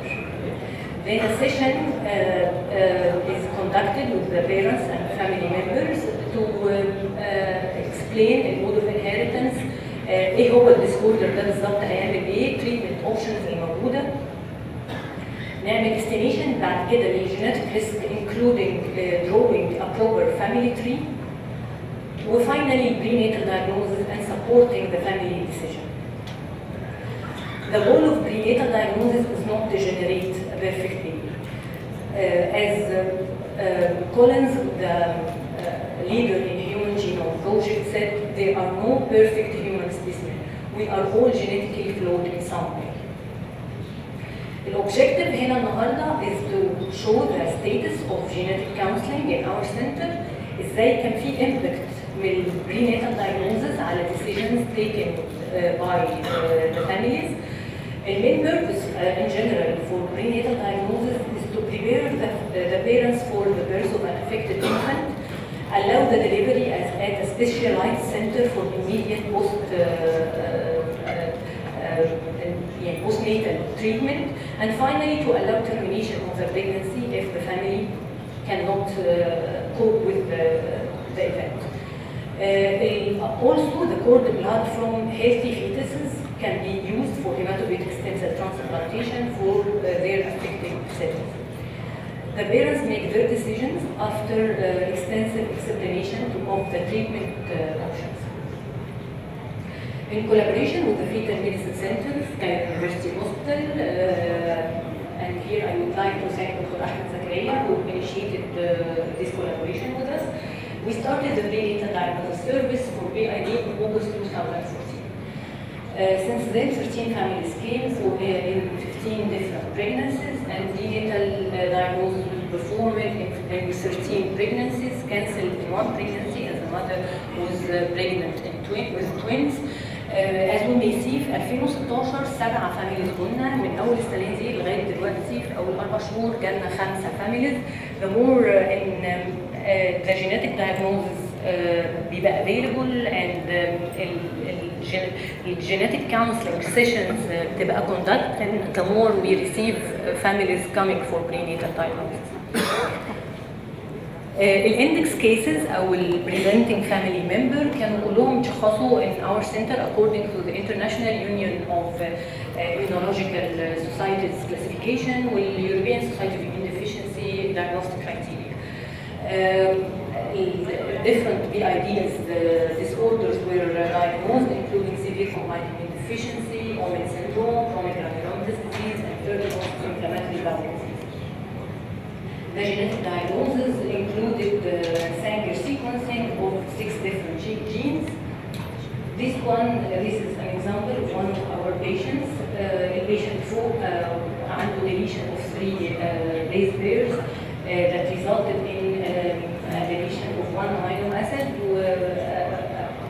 At the end, the protein is not functioning. الجين ده الRAG1 جين والمشكله فيه بيحصل severe combined immune deficiency. الفاميلي دي جت لنا for prenatal diagnosis twice. CVS was performed for most of the cases عند الاسبوع 12 under ultrasound guidance. 0.5 milligram was obtained and transferred to the lab in transfer media. والsample was examined where the villi was extracted and separated from the maternal blood. Only one case had amniocentesis. They came at the 16th week. 20 milli of amniotic fluid was sent to the lab, and the DNA was extracted from the cell buried after ultracentrifugation. The prenatal diagnosis was performed and successful in 13 pregnancies in 11 different families. In 6 pregnancies, the fetuses were found to be heterozygous for the mutation. As I said, all these diseases are autosomal recessive forms, so a heterozygous fetus will be completely healthy. The thing that I should exclude the maternal contamination, which we did using the HIV typing, احنا في الاغلب كده بنعمله for indication هقولها بعدين، وممكن variable number tandem repeats. البيبيز اللي اتولدوا بعد الفولو اب were tested after birth and were completely healthy. عندنا 3 pregnancies still under follow up. 6 fetuses were found to be diseased, carrying the mutation in a homozygous form, where 2 were completely healthy, carrying the wild type gene. HIV typing was done in certain conditions, excluding the maternal contamination in a case of heterozygous fetus, test for a possible match-related donor in case of diseased fetuses for possibility of hematopoietic stem cell transplantation immediately after birth, or preserving the cord blood from healthy or carrier fetuses were to be used for hematopoietic stem cell transplantation for the diseased siblings. دي الفاميلي بتجري 10 من الفاميليز عندنا. الموضوع معقد قوي شويه فيهم لانه الكونسانجوينيتي حاصله على اكتر من جنريشن. The idea here I wanted to show بس انه some families they do not have any living children. Some had more than one diseased child. Some went through multiple abortions and they don't have living healthy children. Impact on the family's decision بعد ما treatment option والprognosis were explained in details for the families. Unfortunately, none of the pregnancies that was diagnosed to be diseased had a possible matched donor for future hematopoietic stem cell transplantation after birth. Based on this fact, all of the families with diseased fetuses decided to terminate the pregnancy. Families who had fetuses with heterozygous mutation were reassured and pregnancies were continued. We faced one complication with one of the pregnancies. One of the mother had abortion following the prenatal diagnosis by 1 week. However, we couldn't determine is it related to the procedure or not لأنه الأم دي كان عندها history of 2 previous abortions. هي جت عند الأسبوع 12 اتأكدت بسبب uterine contractions. Insisted to go through the procedure في الأسبوع 13 لأن هي she has a very diseased daughter with uncontrolled form of early onset inflammatory bowel disease. She was hoping انها تقدر preserve cord blood for hematopoietic stem cell transplantation for her diseased child. In general, miscarriage is one of the complications reported following CBS procedure, and overall risk is 1 to 2%. This family came again for prenatal diagnosis. That was like 2 months ago. Fetus is heterozygous. Now they are doing the HLA typing to see if they can preserve the cord blood for their deceased daughter. In conclusion, the advances achieved in the last few years at the molecular level and genetic diagnosis in PIDs and increased use of next generation sequencing allow that genetic counseling and especially the prenatal diagnosis to play an integral role in the management of these disorders. This is of special importance in population with high prevalence of PID and yet limited resources. Prenatal diagnosis provides the option of terminating an abnormal pregnancy, allows the family wishing to continue with the pregnancy the time to attempt appropriate treatment. زي مثلا الفاميليز بتقدر تسافر بره تولد الام بره وتعمل immediately postnatal hematopoietic stem cell transplantation في البلاد اللي عندها registry. Prenatal diagnosis also allows saving the cord blood from normal and carrier fetuses for their siblings. Our next step should be pre-implantation genetic diagnosis. عندنا فاميليز الحقيقه جات لنا زي الفاميلي دي اولادهم كلهم جم بعد IVF. الام كانت pregnant for four pregnancies. اول 3 اطفال كانوا كلهم diseased. الطفل الثالث they attempted haploidentical hematopoietic stem cell transplantation which did not succeed. الحمل الرابع جات لنا في prenatal diagnosis وللاسف الفيتس كان diseased. Such a family يعني they would really benefit from pre-implantation genetic diagnosis or genetic analysis of single cell. At last, I want to thank the PID Center in Boston Children's Hospital, Harvard Medical School, with Center for Chronic Immune Deficiency in Freiburg, Germany, for helping with the genetic diagnosis of 2 patients. And finally, I would like to thank all the primary deficiency team at Calgary University. Thank you.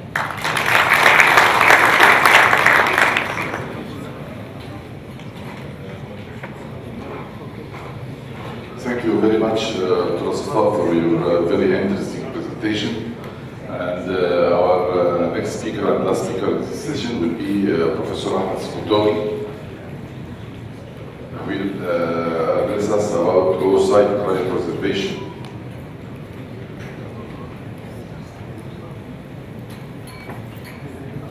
And I hope he will تشمس حاجه؟ هنعمل انونسمنت بس ان صلاه الجمعه هتبقى في القاعه فوق وهي جاهزه ومترتبه، وهنخلي الكوفي بريك بعد صلاه الجمعه باذن الله. شكرا. بروفيسور سكوتوري. Thank you very much, Mr. Chairman. Thanks for the organizing committee for the kind invitation. I'm going to take only 5 minutes, inshallah, for the prayer. I'm going to talk about it mostly from the aspect of gynecological oncology practice. Hopefully these are the points of my talk, and I have no undisclosed interests.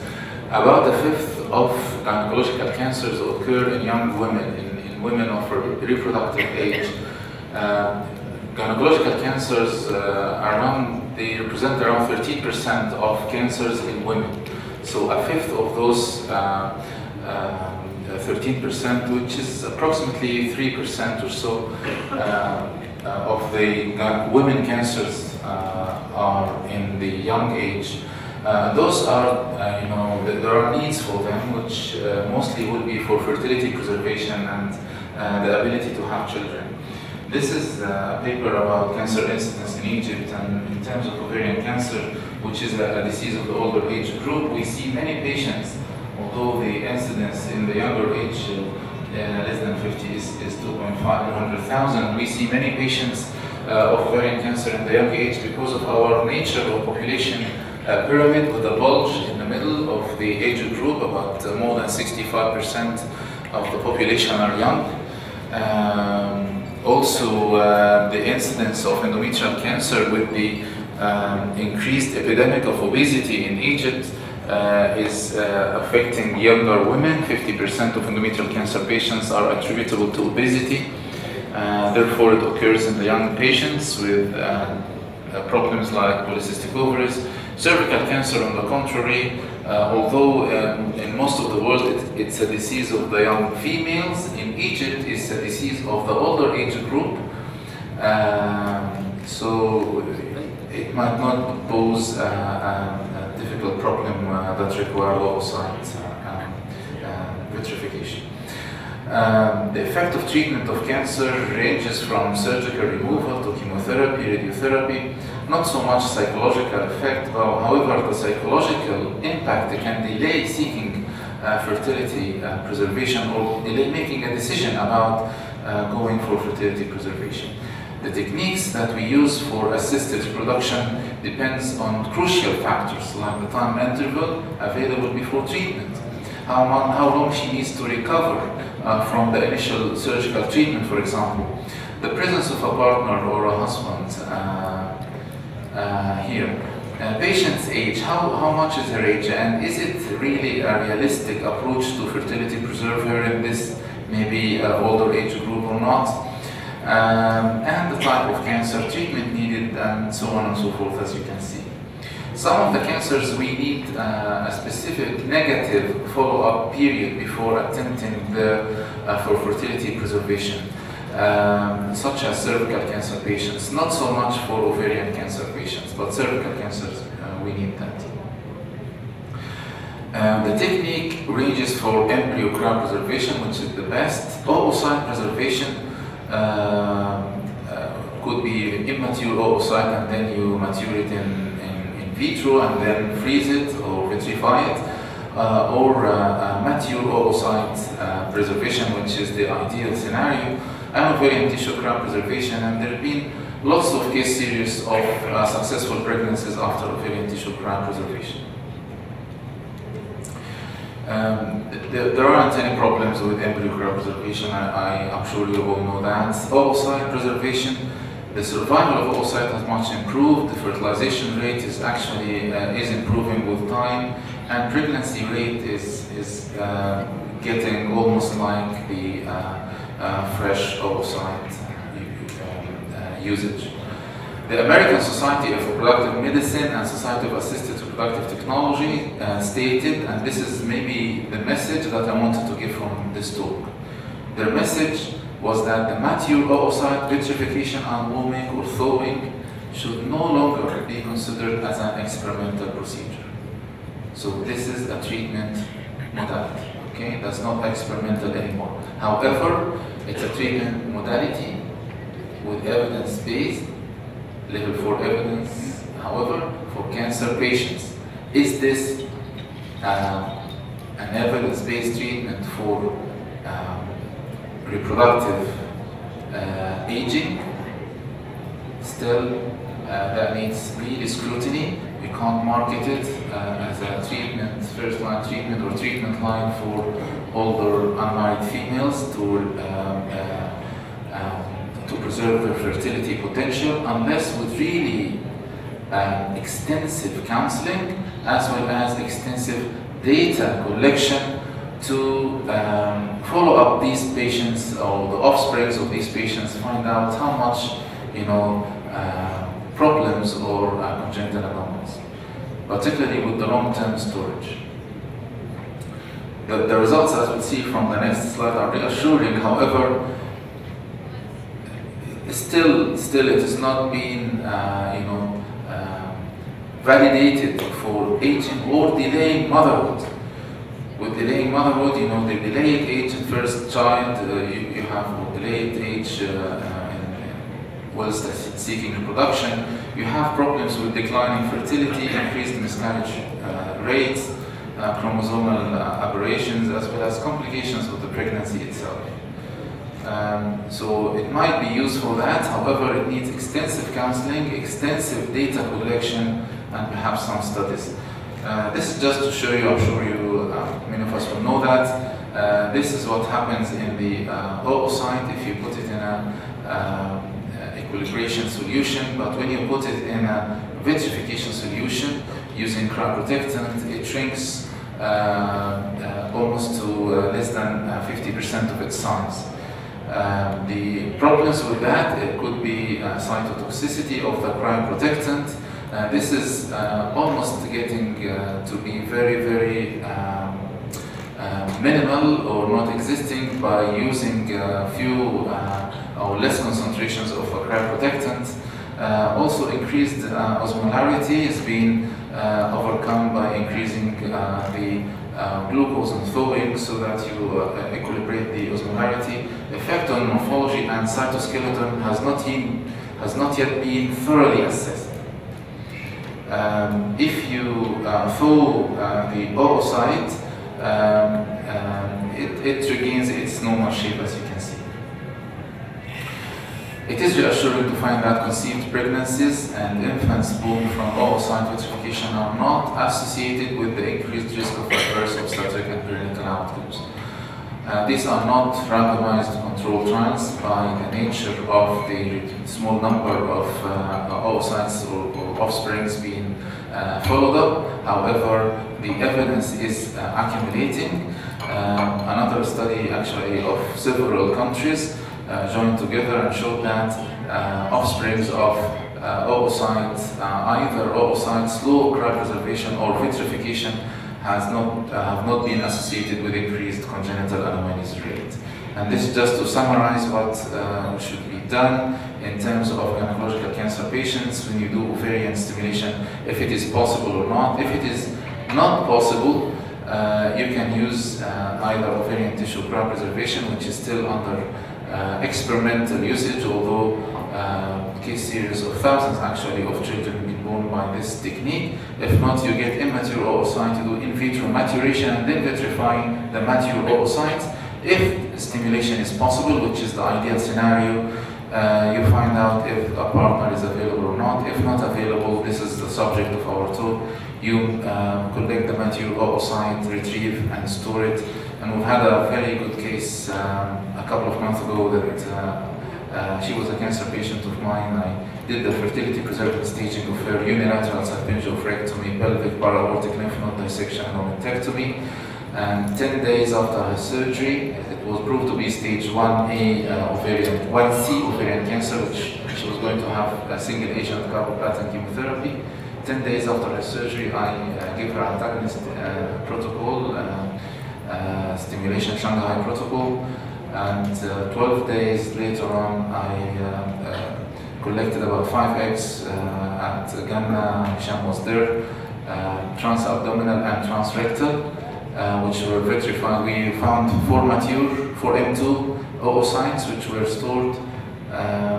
So this is really a very good potential for similar cases that can have or retain the potential of having children in their future life. Thank you very much.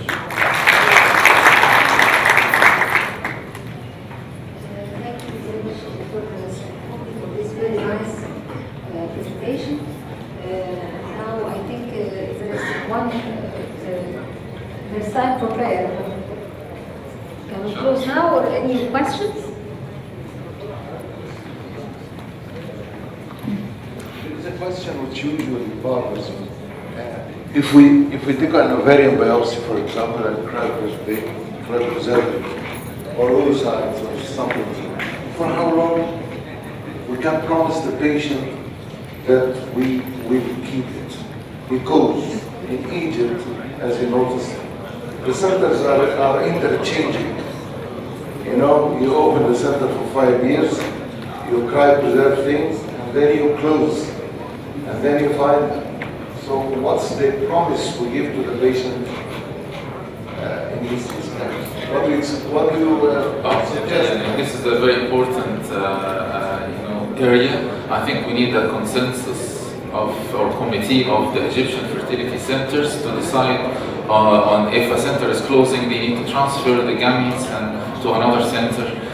In terms of the literature, the longest duration of stored oocytes up to now are 12 years.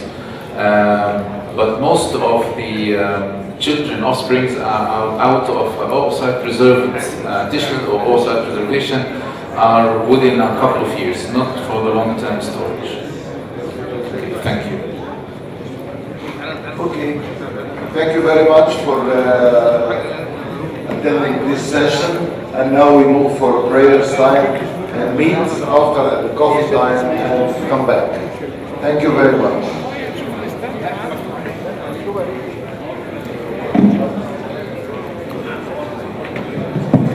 يا جماعة الصلاة إن شاء الله في FC. الصلاة في FC بالأسانسير. شكرا.